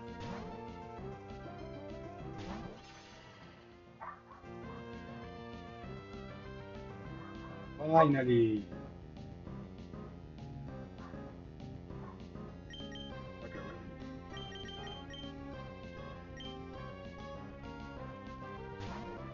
we high horsepower.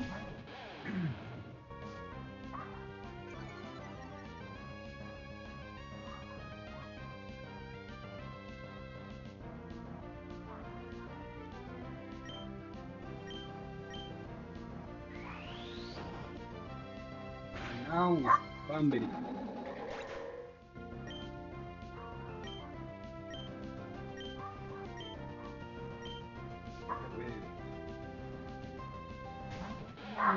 We did it.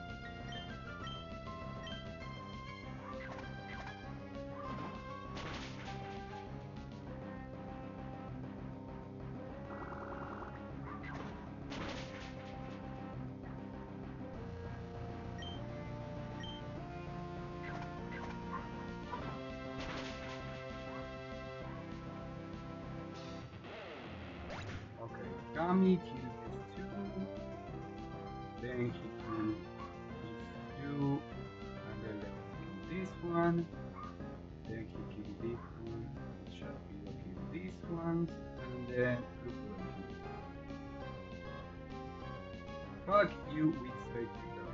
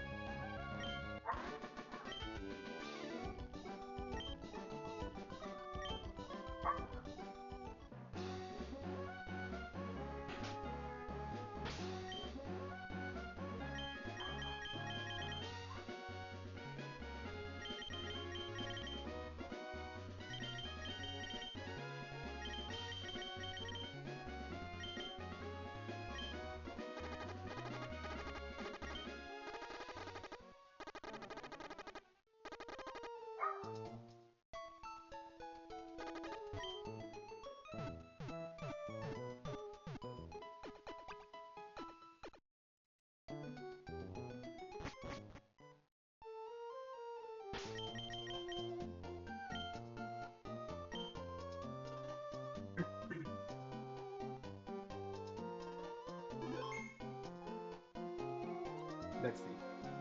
Can we get an encounter now? Or do we need to enter the set first?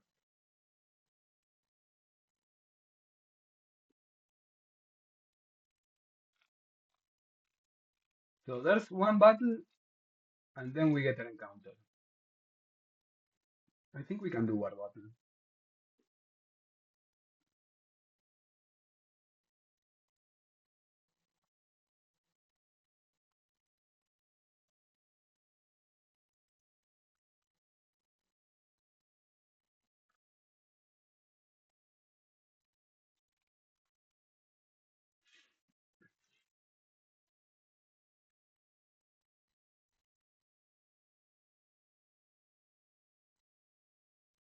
Focus Sash, Overcoat.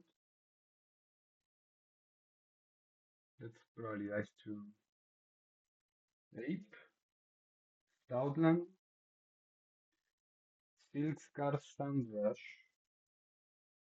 Retaliate, Voice Slam, Play Rough, Stomping Tantrum, Soft Boil, Counter, Focus Blast, Moonblast. That's an amazing set.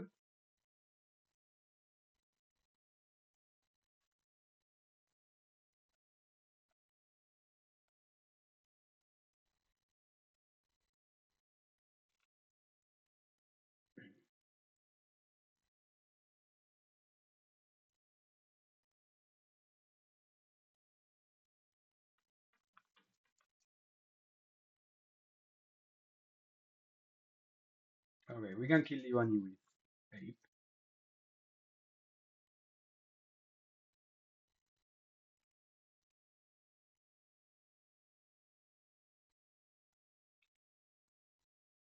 So it's going to be in the sun.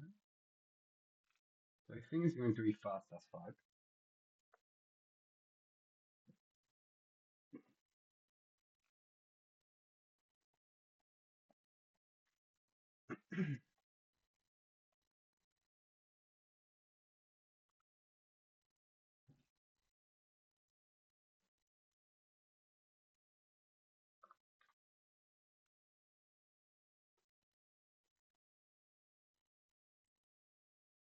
So we're gonna be waiting either Body Slam or Stomping Tantrum from this thing.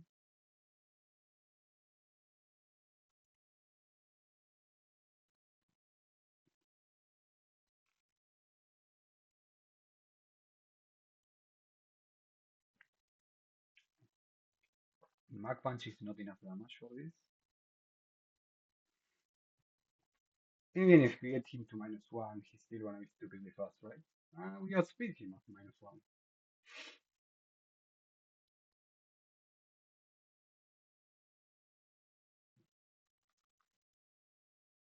Fortunately, we do not have enough damage to kill him.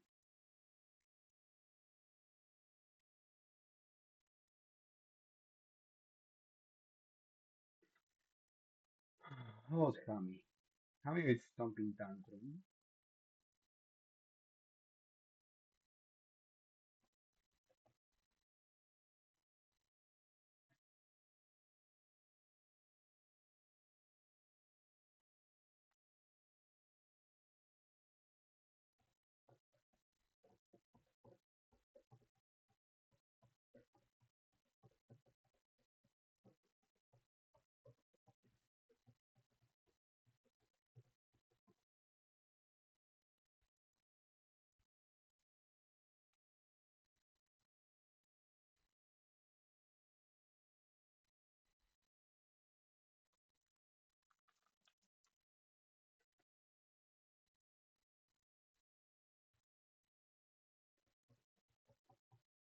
I think has counter as well.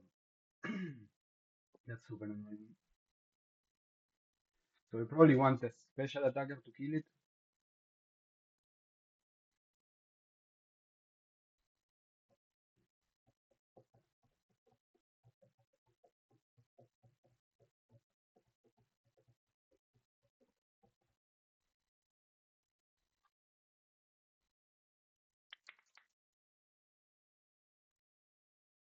He has leftovers as well.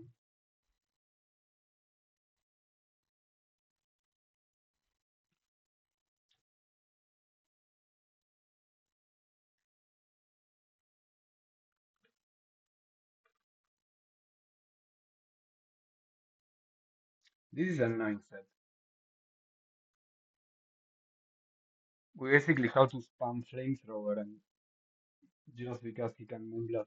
And still we have to, even then we have to take something to deal with him. Mhm.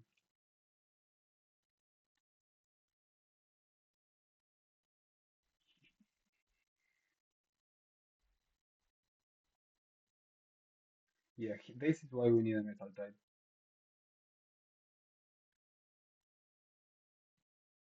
Unfortunately, that's not gonna happen right now.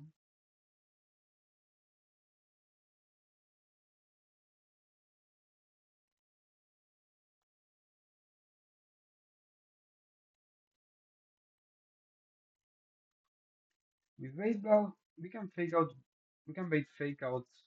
No, we can bait. You know what? I'm tired. I'm gonna save. I'm gonna quit. I'm gonna come back later because I wanna rest. We already kind of luck our way out of the Vitos and Normancy.